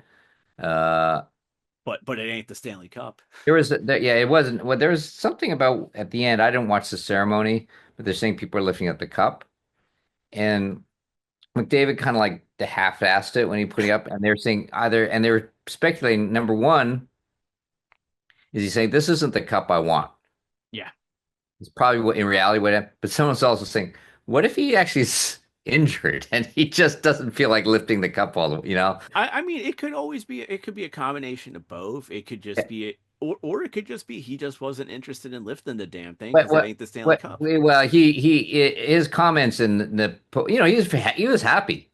I mean, it was cool. It was a great goal. I mean, I don't know if you well, yeah, she didn't see it, but it was just I mean, I saw the replays and the yeah, and highlights and I don't. stuff. I It's think like, Austin Matthew made a little bit of a mistake on that, but it was just the way it came together, and just you see the people involved. Um, I think it's a bit of a blown coverage, but McDavid. It was just a beautiful shot, and yeah, it was a great. Yeah, in fact, it's interesting because I think he won the face-off to the point he got a shot off, and I think that got it back in, and then I think McCarr pinched and sent it around the boards, which I think I just love that pass. I'd love to. I have not mastered that in a game yet. To really, I've done oh, it the once or rapid twice. around the boards. Yeah, I've done it once or twice. Like it just never gets to. I'm trying to get it. It dies behind the net or something like that. But it was who the who the frick got the assist? You'd think I'd know because these are all superstars. Thought But it I might have think been Marner. Marner, you're right. You're Yeah. Marner, Mitch Marner. So McCarr pinches, does the round the board thing to Marner, and Marner draws everybody in. And I don't know why Austin Matthews just dropped his assignment on Dick McDavid and he left him. I was like, dude, what do you? I mean, McDavid, and he's out in the middle and he just gets it and makes no mistake. So it was a wonderful goal and he was really happy. But he did say actually at the post game in the interview, he just said, well, it's just a little tournament. Or something. I don't know what Yeah. the words he used, but he said, "This is not why I Yeah. about." It's not my ultimate goal. Yeah, and it's And it very. should be noted, and I want to throw this out there, and I was just thinking about this, and then I just lost my train of thought. Mhm. I had it for a I saw second. I saw your eyes light up. Yeah, it was a good thought. I think we Oh, all that's need what it. I was talking about. The point system. I Yeah. think the point system that they did, 3 points for a regulation win, 2 points for an overtime win, 1 point for an overtime loss, 0 points for a regulation loss. I know that it was brought up to the GMs about would you be willing to bring this into the league, Hmm. and a lot of them roll their eyes at it. I'm sorry, that's what it needs to be moving forward. I agree. I agree. Yeah, it was great. Because as we go through the standings in a moment, we should know what a regulation win is and a regulation loss is. Because Yeah. when you actually because you don't have it properly broken down in the standings. Yeah, it is kind of Because weird. it does matter for things. Plus, not only that, but one of the things it would do is that if you're going to keep the loser point of losing in overtime, and one team gets 2 points and one team's get 1 point, well, that's a 3 point game. So why can't a regulation win be 3 points Yeah. and a regulation point be zero for or regulation loss be 0 points? Because that's the reality of the situation. You And it need also adds a stake there that, Yeah. if Well, not only that, but what it also will do is that when you go, it's going to make you want to win more games in regulation. yeah. Especially if you're a team that's on the bubble, you're going to want the 3 points and not two. Well, yeah, and it's like the three-pointer in basketball. It's like it really changes the game. It allows movement that is significant, so And I think it will also bring up competition level if well, you have a regulation you win be do three see points. that now where people settle into, well, we got our point, and they actually are willing to lose the game. Like deep down, they're saying, we got the, or if they, but or if they tied it up, they're not freaked out because they didn't lose a point. Yeah, We could and that's win the this in thing. overtime. But and that's going to add more of an emphasis if you have regulation wins be 3 points. Yeah. Oh, yeah. Because you do lose a point if they tie it up. Yeah. So it's like I don't want to go to like if I know regulation wins are 3 points, I don't want to go to overtime. Like let's be honest, the fact that games went to overtime costed Sweden, costed Finland Yeah, potentially playing in that championship game with the US. you're right. You I can't know, remember how that quite worked, but I know yeah, because Sweden lost in overtime. I think Sweden lost in overtime or something like that. So it's like, so when you look at it from that perspective, it's like now put that in NHL terms and say, hey, you have you got 3 regulation points for winning in regulation, but you got 2 points for winning in overtime, and that the fact that they lost out on that 1 point because they went to overtime Yeah. could mean everything for a playoff spot. Yeah, and that means, And I think that would be much better for the NHL long term for competition. well, you allowing that, that last minute point to top the game, allowing that really has consequences, and Yeah, they're going to play harder. So to just not allow that to happen. So yeah, that's a good point. especially some of these teams that are, I like that. like as we Never go. thought of, And actually, this is a perfect segue. We'll go into the standings. yeah. So we're going to start with the Eastern Conference first. In the Atlantic Division, the Panthers are in first place with 85 points, followed by the Toronto Maple Leafs with 81 and the Tampa Bay Lightning with 79. It should be noted that the Ottawa Senators are below the Lightning, but with the first wild card spot at 75 points. Going into the Metropolitan Division, and this is where some parity comes into play. Like, wait until you see this parity. The Capitals are first with 94 points. Carolina Hurricanes, second with 82 points. So that's a 12-point drop. Wow, that's amazing. Then third is New Jersey Devils at 78 Holy crap. points, which is a 4-point drop from Carolina.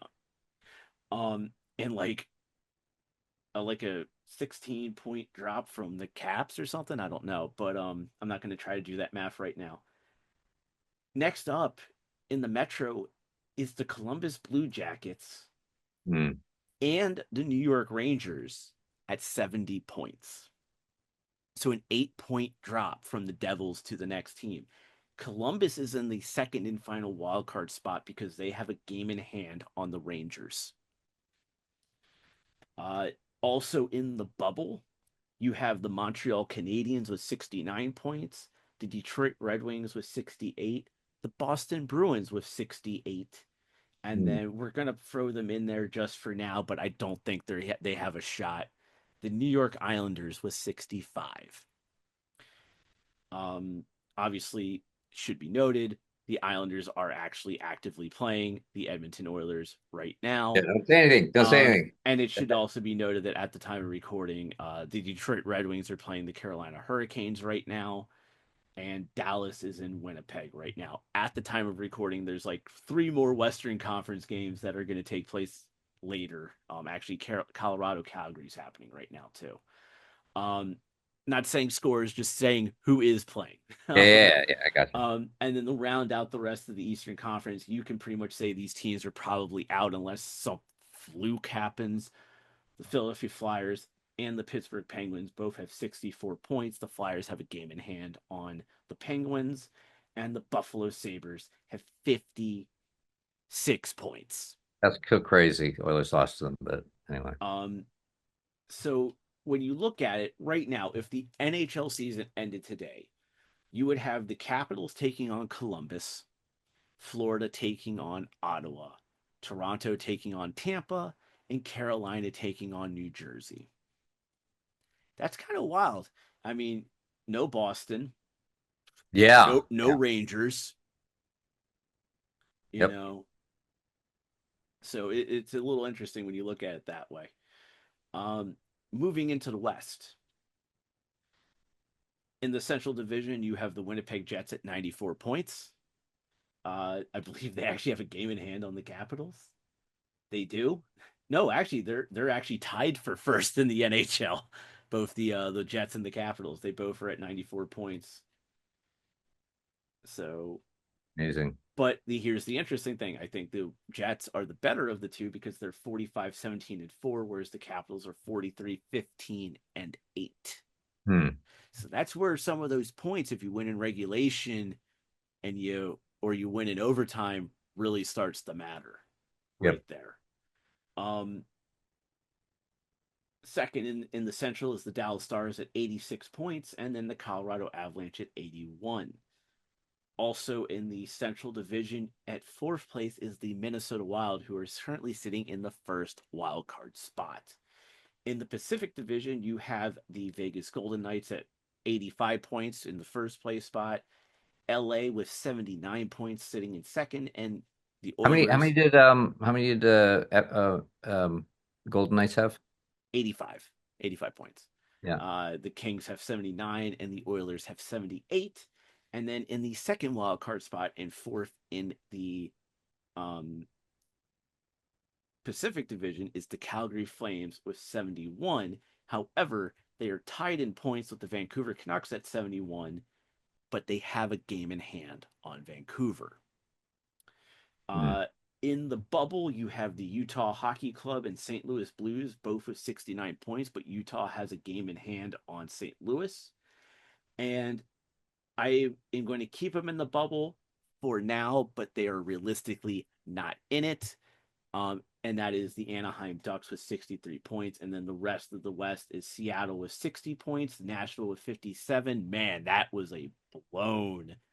This is a blown season for Nashville. Hmm. Signing All Steven right. Stamkos, Brady Shea, Jonathan Marchessault. Oof. Nashville. Jeez. Yeah, I know. And then you got Chicago with 49 points and San Jose with 45. We all love San Um, Jose. so when you look at it from this perspective, and I want to throw this out there, when we look at, I want to look at it from the East perspective. I want to look at it from a Columbus Rangers Canadians perspective because again, two teams have 70 points, one team has a game in hand, the other team has 69 points. When you look at these three teams, Columbus is 31, 26, and 8. Rangers are 32, 28, and 6. Montreal is 31, 27, and 7. When you look at regulation wins, when you look at regulation wins, Ottawa, or not Ottawa, Columbus has 23, the Rangers have 29, and Montreal has 22 when it comes to regulation wins, Wow, interesting. period. How that sting. Yeah. Now imagine if it was 3 points for a Oh, regulation yeah. win, 2 points for a regulate or an overtime win, one Yeah. point for an overtime loss, and no points for regulation loss. If that was the case, the Rangers would have 6 additional points Hmm. over Columbus, and it would be the Rangers who would be sitting in the second and final wild card And I was going spot. to feel like, in particular, to your three, to the earlier thing about 3 points is that, especially with the 3-on-3, it's not quite like if it's just like, the 5-on-5 overtime. Well, you can say it just took a little longer to win the game, but the game is so different at 3-on-3.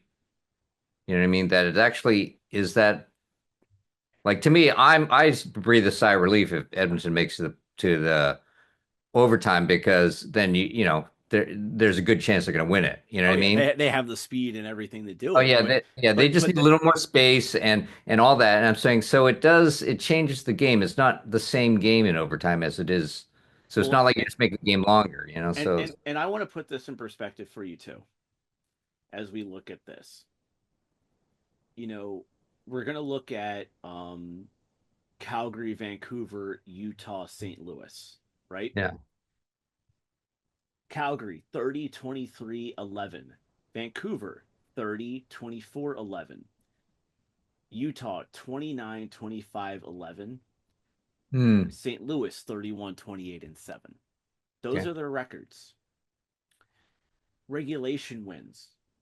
Calgary 24, Vancouver 23, Utah 21, St. Louis 22.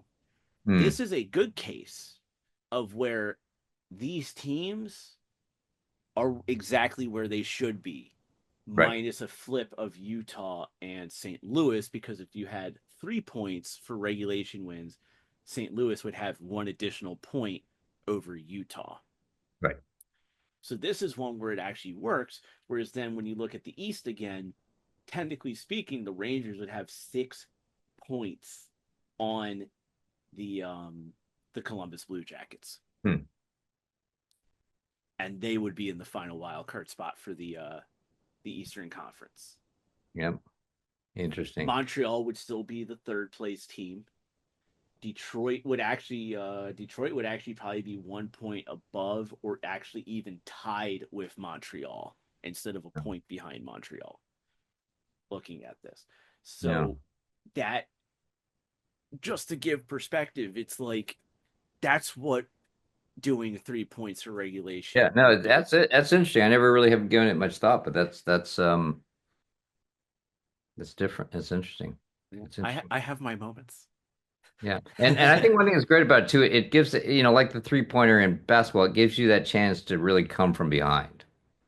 You know what I mean? You're not, you can really rise if you have that option, and maybe you're a good regulation team. I don't know, or yeah. So it's cool. That's cool stuff. That's cool Yeah. stuff. But yeah, it'll be interesting as playoffs get closer. I mean, I certainly hope the Oilers get their act together and they don't. Are we going to talk a trade deadline at all? Yeah, we're going to talk about trade deadline in a little bit. I'm Okay. actually getting Okay. it ready because that'll be our next little segment that we get ready for. Okay. Because I want to touch base on a couple trades that took place Yeah. No. No. It was before the deadline itself, and yeah. then Yeah. like I'm not going to touch base on the stuff that we had already touched on, like the JT Miller trade and the Jacob Trouba trade and Oh stuff yeah, but like it that. ran it. Jesus, we Yeah, haven't yeah, and we the talked rant. about that? Well, we'll talk about Rantanen because Rantanen got traded again.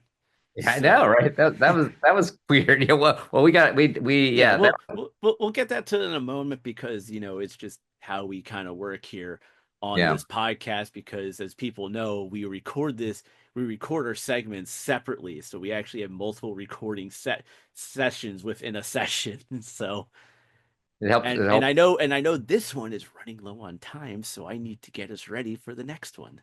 Let's say I look forward to my naps in between. Yeah.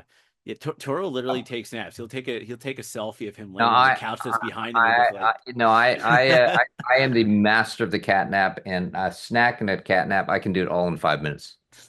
yeah. Fun fact, while he does that, I am letting the audio and video export and then putting it in Audacity for the audio version of the podcast and the video stuff into Adobe Premiere to start getting everything ready because there's actually more editing involved in the video side of things than there are for the audio side. So it's like that's why if you ever see an episode with the audio version out but not the video version, it's because it's probably taking longer for that stuff to export after I finish editing. Um but Oh, with that, yes, I'm thinking about what's gonna be my snack this break. I'm thinking already. yeah, I took a walk with my dad and I bought like some Easter candy so I can have something to snack on. Let's see But what's in uh, but yeah, but when I hit start and we go right into it, it'll be the trade the deadline deadline. talk. Yeah, So yeah. we're pulling the curtain back for everyone to know we're about to actually stop recording right this second Yeah. to get ready to record the trade deadline talk. Alrighty, everyone, and now it is time to talk about the trade deadline. Toru and Yeah. I have taken our little breaks. Well, he took a break. I did a lot of work. Yeah, no, I actually, it's funny. I actually get full on cat naps, and I'm getting so good at it. I actually go into like have these little mini dreams. It's kind of interesting. do you purr like a kitty as well? That I don't know. Oh, No. okay. Sadly, I have no one next to me. So, Okay. but Uh, yeah, so, anyways, we're gonna go with the trade deadline. We're gonna touch base on a couple trades that took place before the deadline itself, starting with March 1st when Colorado traded Calvin DeHaan and UC Parsonen in a conditional second and fourth round picks in the 2025 NHL draft to the New York Rangers for Jimmy Vesey and Ryan Lindgren and Hank Kempf. So that was like the first big trade to kick off trade deadline, this whole deadline week. Um, Minnesota Wild picked up Gustav Nyquist from the Nashville Predators for a second round pick in the 26th draft. This is like the second season in a row where the Wild have actually picked up Nyquist as a trade deadline acquisition. And then also on March 1st, the Florida Panthers acquired defenseman Seth Jones and a fourth round pick in the 26th draft from Chicago for goaltender Spencer Knight and a first round pick in 2026. This was significant because it actually came out during the Four Nations tournament that Seth Jones was open to being traded to a contender by the Blackhawks. He actually said that he would be willing to move to another team um, because he had actually never really been to the playoffs. Plus, not only that, but this trade also helps out the Chicago Blackhawks because they end up picking what essentially becomes their goalie of the future with Spencer Knight. Next, you had on March 4th, the Edmonton Oilers in a three-team trade acquiring forward Trent Frederick, Max Jones, and Peter Hauser from the Boston Bruins. The Bruins acquired Max Wanner and a second round pick and a fourth round pick in the 2026 draft, and New Jersey acquired forward Shane LaChance. So this trade was really more for Edmonton. They picked up some size with Trent Frederick, which was something needed, but should be noted, Frederick is injured, so he has not yet played for the Edmonton Oilers yet. He is somebody who could be back in time for the playoffs. Then on March 5th, the Florida Panthers were not done dealing with goaltenders as they acquired Vitek Vanacek from the San Jose Sharks for Patrick Gillies. So Vanacek became now the new backup goalie to Sergei Bobrovsky because they obviously traded Spencer Knight to Chicago. Um, but it wouldn't be over from there. We'll get there in a moment. But March 5th also saw the San Jose Sharks acquire defenseman Vincent Desharnais from the Pittsburgh Penguins for a fifth round pick in 2028. The Nashville Predators also acquired forward Michael Bunting and a fourth round pick in 2026 from Pittsburgh for defenseman Luke Schenn and forward Tomi Novak. Should be noted Luke Schenn never got to play a game for the Penguins, and we'll explain why when we get to March 7th. And of course, the big trade on March 5th was the Hmm. Tampa Bay Lightning acquiring forwards Oliver Bjorkstrand and Yanni Gord, along with defenseman Kyle Coyne, and a fifth round pick in the 2026 draft, in a three-team trade also involving Seattle and Detroit. Seattle acquired forward Michael Eyssimont and a second round pick in the 2025 draft, and a conditional first rounder in 2026 and a conditional first rounder in 2027, whereas Detroit acquired a conditional fourth round pick in 2025. It should be noted that Yanni Gord was selected by the Seattle Kraken in their expansion draft, and he was part of the back to back Stanley Cup teams for the Tampa Bay Lightning. And of course, Tampa Bay now has like no first round draft picks going up to like 2027 at this point now. Um, then March 6th, Florida acquired forward Nico Sturm in a seventh round pick in 2027 from San Jose for a fourth round pick in 26. And the Devils acquired defenseman Brian Dumoulin from Anaheim for forward Herman Traff and a second round pick in 2025. Now, remember when I said that the Florida Panthers were not done with goalies just yet? Well, they did another trade involving goalies, this time with Winnipeg, where they traded goaltender Chris Dreiger to the Jets for goalie Capo Kakinen, who they obviously sent down to the minors. It should be noted that at last season's trades, Capo Kakinen was traded from the Winnipeg Jets to the San Jose Sharks. Or no, I think that's right. I don't remember.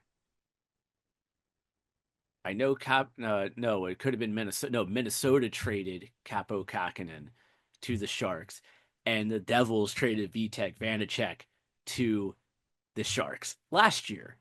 Now they're both with the Florida Panthers. Hmm. Interesting, eh? Um, Yep. Yep.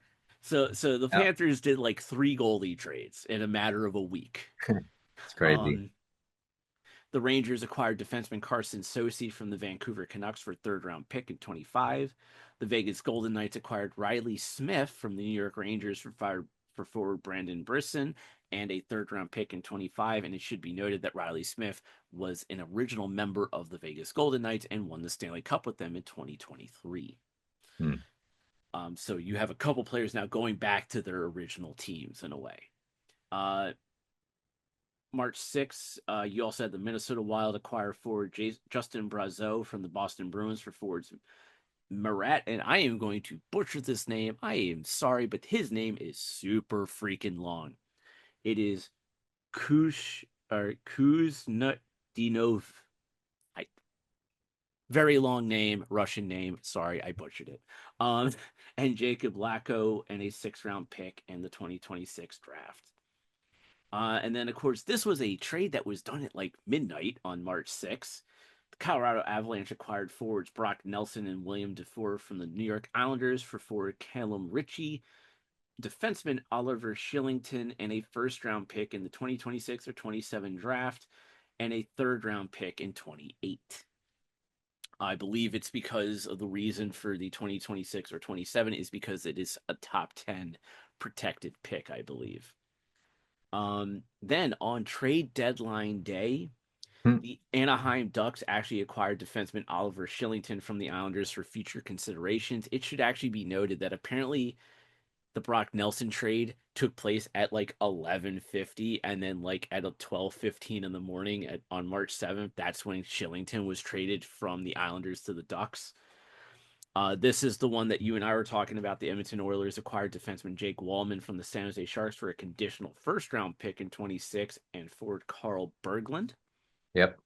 Um, the Capitals actually did. The Wallman trade was also at like 1 in the morning when Yeah. that trade was announced, like 1 in the morning Eastern time. Yeah. Keep in Yeah. mind, Tohoru's 3 hours behind me. Yeah. I think. Yeah. I think it was still. Yeah. Yeah. But that was like 1 o'clock in the morning Eastern time. But the first official trade of the day was the Capitals acquiring forward Anthony Beauvillier from the Pittsburgh Penguins for a second round pick in the 25 draft. It should be noted that this pick is actually the um the Capitals' own. They kept the Bruins from when they traded Dmitry Orlov a couple seasons ago. So that is actually So they actually have the better of the two draft picks for the second round. So the Caps kept the better of the two in that deal. Bouvillier, I will say this so far, he's only played 3 games. He is a massive upgrade over Jacob Vrana, who is claimed off of waivers by the Nashville Predators before the day before the deadline, and because he actually does have a defense to his game, whereas Vrana was not a defensively responsible player. And Bouvillier has a goal already in 3 games. He scored in the second game. He was one of the goal scorers in Anaheim. So, um, like what I see from Bouvillier so far, but I would like to see Ethan Frank get back in the lineup. But we'll see how Coach Carberry manages those lines going down the stretch. Um, the This was a big trade because this is a trade that ended up shaking up two teams' cores and probably should have happened sooner.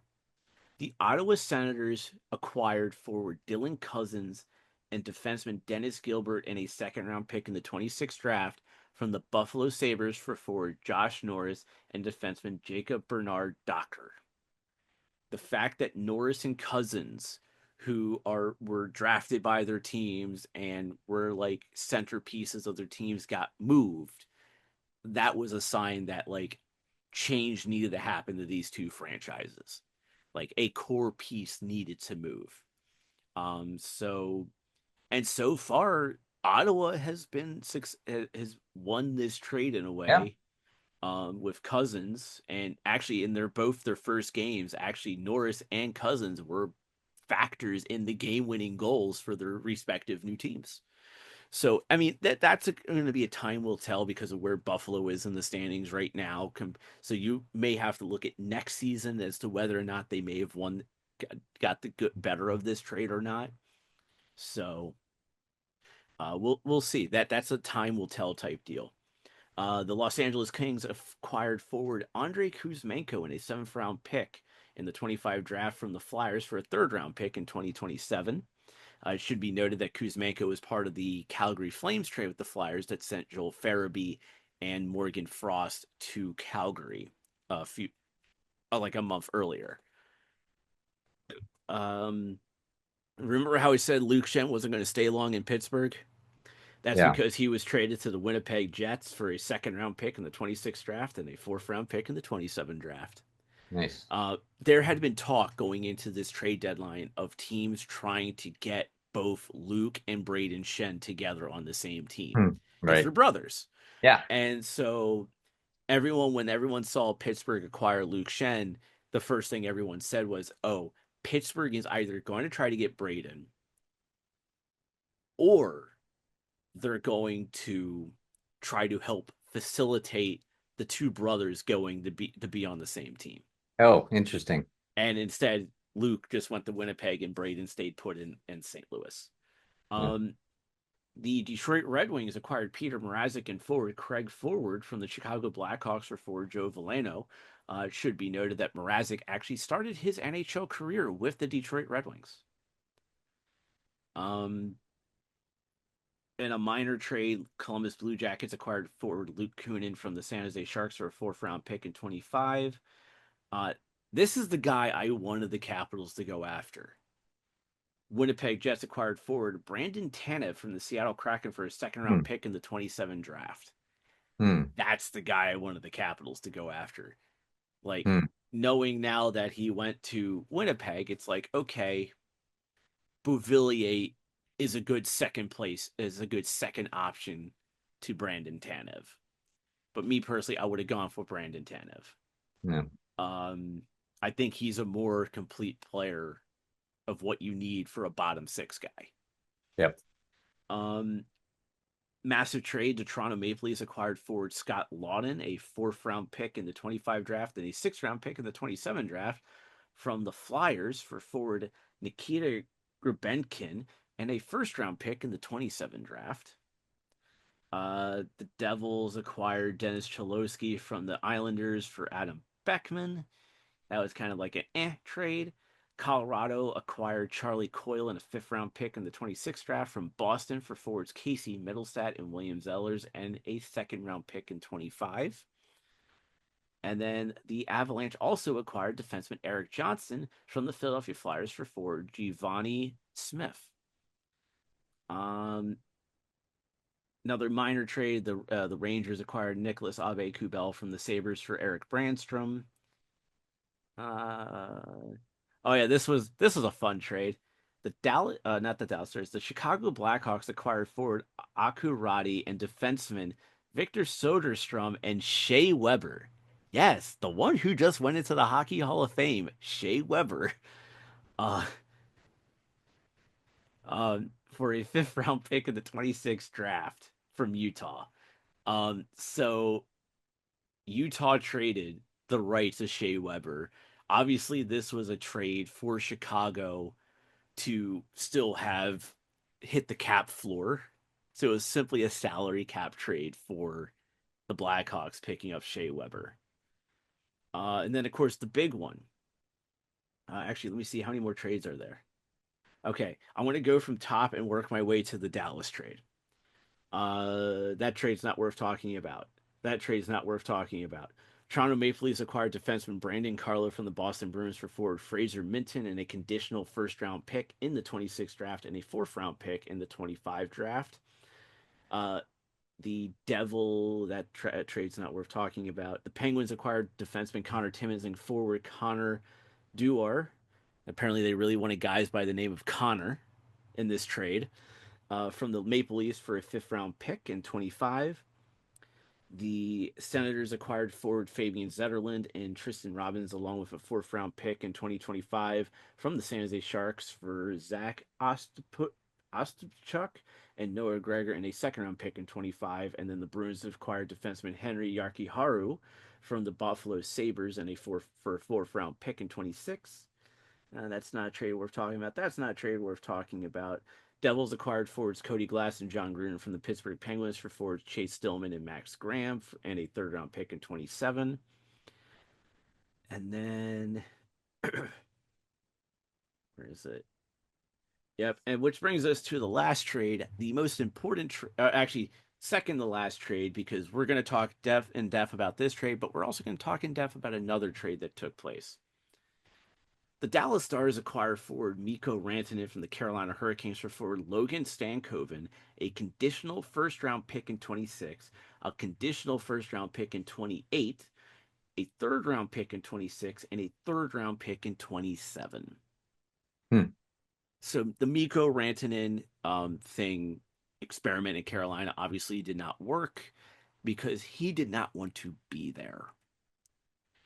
Hmm. And he so he obviously didn't want to be there. They came to him before the deadline saying, "Here's an offer, 8 years, don't know how much money," and he said no. And so they had their hands were tied. They had to move the guy because they didn't want to have another Jake Gensel situation like last year where they traded for Jake Gensel and then he ends up signing with Tampa Bay and you end up getting nothing for the guy. So and then as soon as he gets to Dallas, he inks an 8-year extension. So he's a Dallas Star for the next 8 years. Toru, I have talked a lot going through a lot of these trades. Please share your thoughts. Oh man, on which one? Well, I guess Uh, since we're any talking about, trades, or particularly the Rantanen trade, because that was the big one that well, I everyone guess since cared we're about. talking, it's kind of interesting. I mean, what is and there was always that part of me wondering if, I mean, it's kind of what a weird thing to get traded twice, as someone at his level, right? To get traded twice in such a short period of time. But and I believe the Oilers were after him.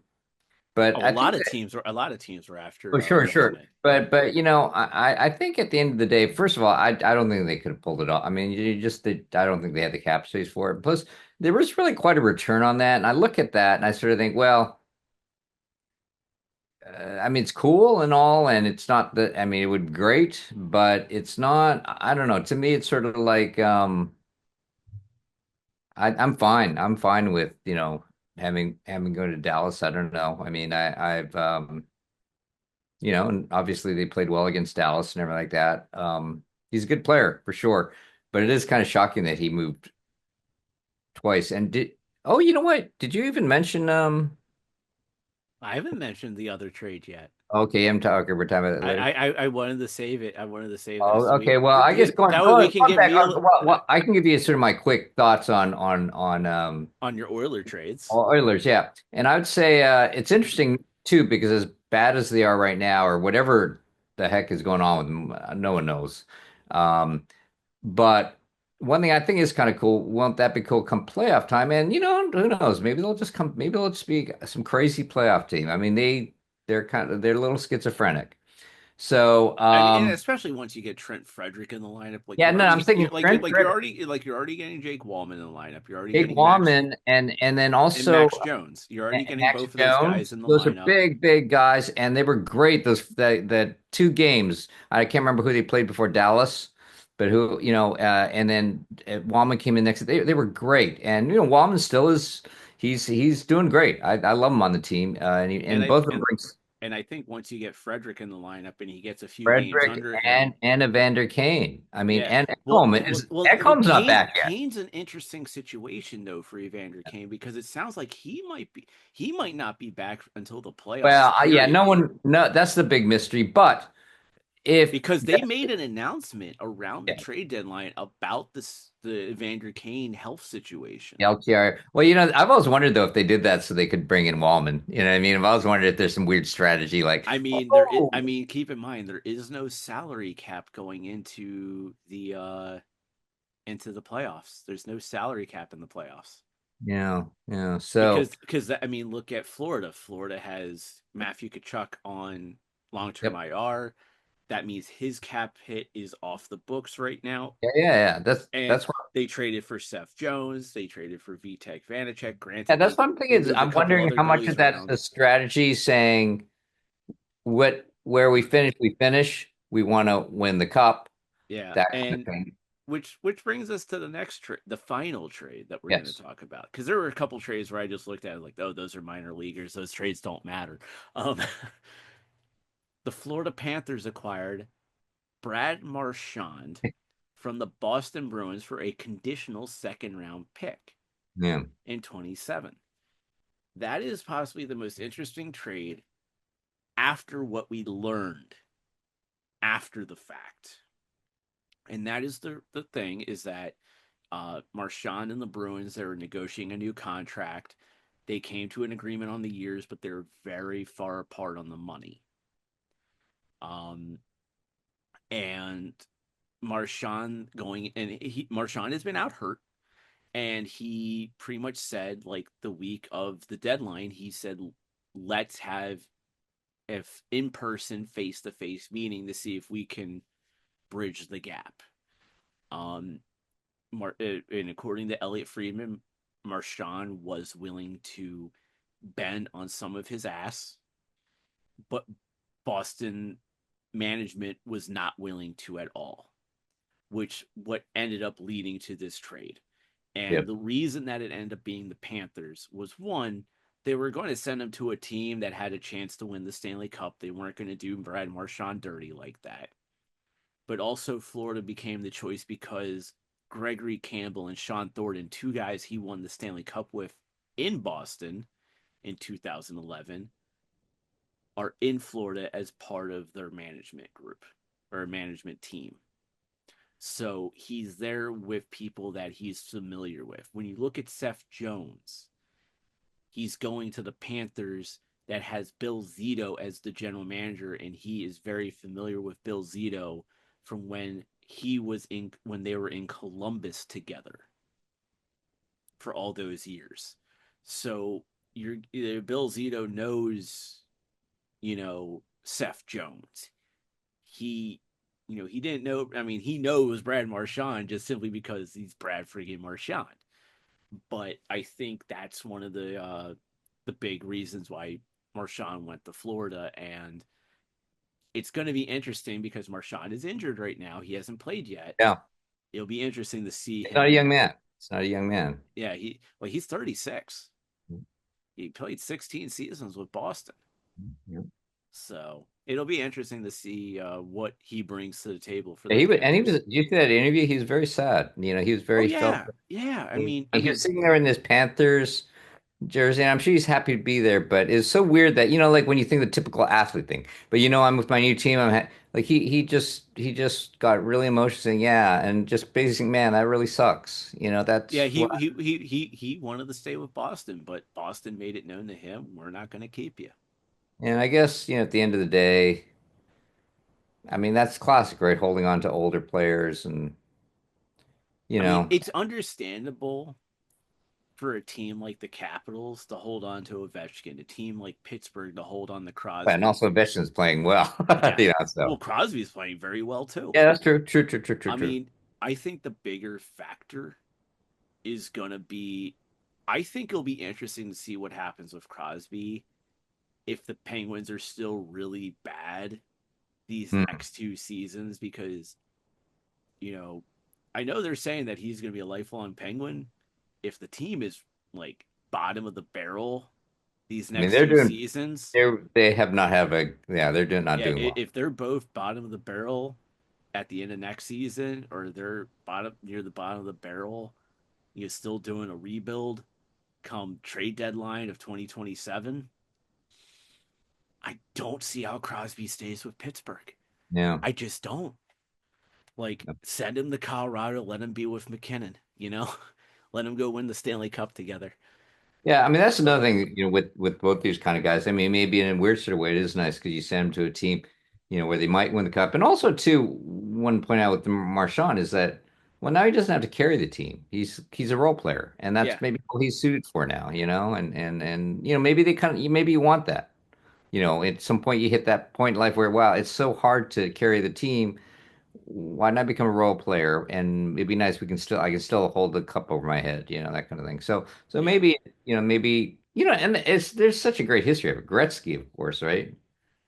I keep forgetting he was on the Blues too. That was so crazy when I saw his. It's funny you say that because like literally last night I was watching something on YouTube about like um the whole trade the Saint like what went wrong for I don't remember anything about like that. what went wrong for Gretzky in St. Louis Yeah. because apparently like there was a contract offer and he had like one bad game in the playoffs and they pulled the contract offer and Mike Keenan was the coach at the time and we all know how Keenan is because he's kind of a jerk um and he has an Uh, ego yeah. if I run into uh that little documentary that Yeah, was that'd be on the great. Yeah. front I'll send it over to you but it But was but very I guess my point was it's not like it doesn't happen and it's part of a storied great career. And sometimes you want to retire, so whatever. I mean look at Yarmir Yager and how many NHL teams he ended up Yeah, playing and for. I've heard Ovechkin is going to go to the KHL, right, Nick? Like Yeah, that's after, what we were talking about earlier. Yeah, but like yeah. he's kind of made it known Like, he wants to do like one and year some there. point, what, hockey, sports, professional sports is hard. I mean, even trying to play sports on a non-professional level, I'm telling you, it's like I'm. I just sort of think, wow, you really wonder how many more years can I do this, because it's not like going out and playing some pickleball or you know what I mean, or going for a nice little hike in Runyon Canyon. Like it's You want to know play. something really funny? Because we talk about athletes and their durability. I Yeah. saw this statistic this morning or this afternoon, and it blew my mind. Did you know that Alex Ovechkin is 300 hits away from the all-time hits like leader to become the all-time hits leader I in don't know. NHL history? It's amazing. 300 hits from Ovi. He would be the first ever person to have 300 hits or no or the most hits in NHL history and the most goals in NHL history. That'd be pretty badass. That is interesting and Maybe that's hilarious. what next year will be about. Yeah, Ovi just going around creaming guys. Yeah, yeah, yeah. They might be cheering on every time he gets a hit. Yeah. Yeah, I mean, but it is that whole thing. And that's the reality of it. And maybe if you have a great career, and I don't know, it's fun. I'm sort of thinking with Bear Marchers. Well, it's also good. Maybe moving to Florida. Maybe you're gonna do it anyway. Boston winters are cold. Maybe you want to move to Florida at some point Well, keep anyway. in mind, Marchand's still a free. It's still going to be a free agent Yeah, after this season, so you don't know what he could do don't in the know. off season. But let's wrap up. We have Yes, done a lot of talking. It's been fun. Oh yeah, you know what? Can I But let's do something real quick. uh Oh, you want to grab something? but I want to make a pitch here. Uh-oh. Go Plug. for the pitch and then The we'll do our plug. closeout thing. Okay, little plug. I am going to be at WonderCon in Anaheim at the end of the month, 20, that whatever that weekend is, 27, 28. So I don't know if you're around. It's WonderCon, and I'm trying a little experiment because I noticed I love one thing I love there, obviously fans there, but there's a lot of collectors, and I'm kind of, and I get the collector mentality. I mean, right? And I'm starting to I dig. don't know Oh, what you're talking about. yeah. So I can participate on this, right? So I'm thinking, how can I add value? So I've been looking for some really weird stuff online, right? And I found I know it's not a more a Power Rangers thing, WonderCon, but I got this inspiration where I met you at the Power Rangers. I got this, Oh, you got the Green Ranger shredder? yeah, yeah, and I have the pop. I have obviously have the Funko Pop, but I found this thing which is kind of I fun. actually have that. I actually have the Yeah, full yeah. Power Ranger TMNT set. So I got that, and I'm gonna try and make, I'm gonna try and make some real collectibles because I like to doodle. I told you I like to. I feel like each thing is that's sort of a weird sort of art form, but this is a funny ass thing I found. Is I fucking found a shredder. Ha! It's a shredder It's a shredder. shredder shredder. Is that funny or what? So I'm gonna see if nothing else, maybe it'll be a nice little piece to put on the table. But I thought, you know what, these are cool. This is cool collectibles, and I'm thinking just I'll do it upright. I'll make sure it's a really really sharp thing. But anyway, that's WonderCon. But I'm thinking, why don't I start having fun with this because. It is fun because I'm starting to realize how much the collecting mentality is. There's fan mentality, but there's also collecting mentality, Yeah. and I totally get that. I love that part of it. Yeah. So anyway, what's WonderCon Anaheim? And that's the end of this month of March. Yeah, Uh, it's I think even on the comp 28th for 30th. 28th through 30th. Yeah, it's at the convention center, I think. So So, and we'll plug it again. yeah. This is a quick thing. We're not going to take too much time on this. What game do you think Alex Ovechkin is going to get 895? Okay, so I think we've talked a little bit, so I know. So I'm gonna, I think it'd be boring if we pick the same one. Oh shoot, is this a home game? Okay, because I'm almost thinking the last Remember, game of the anything in red on the Capitals is a home game. Anything that's white is a road game for the Capitals. year.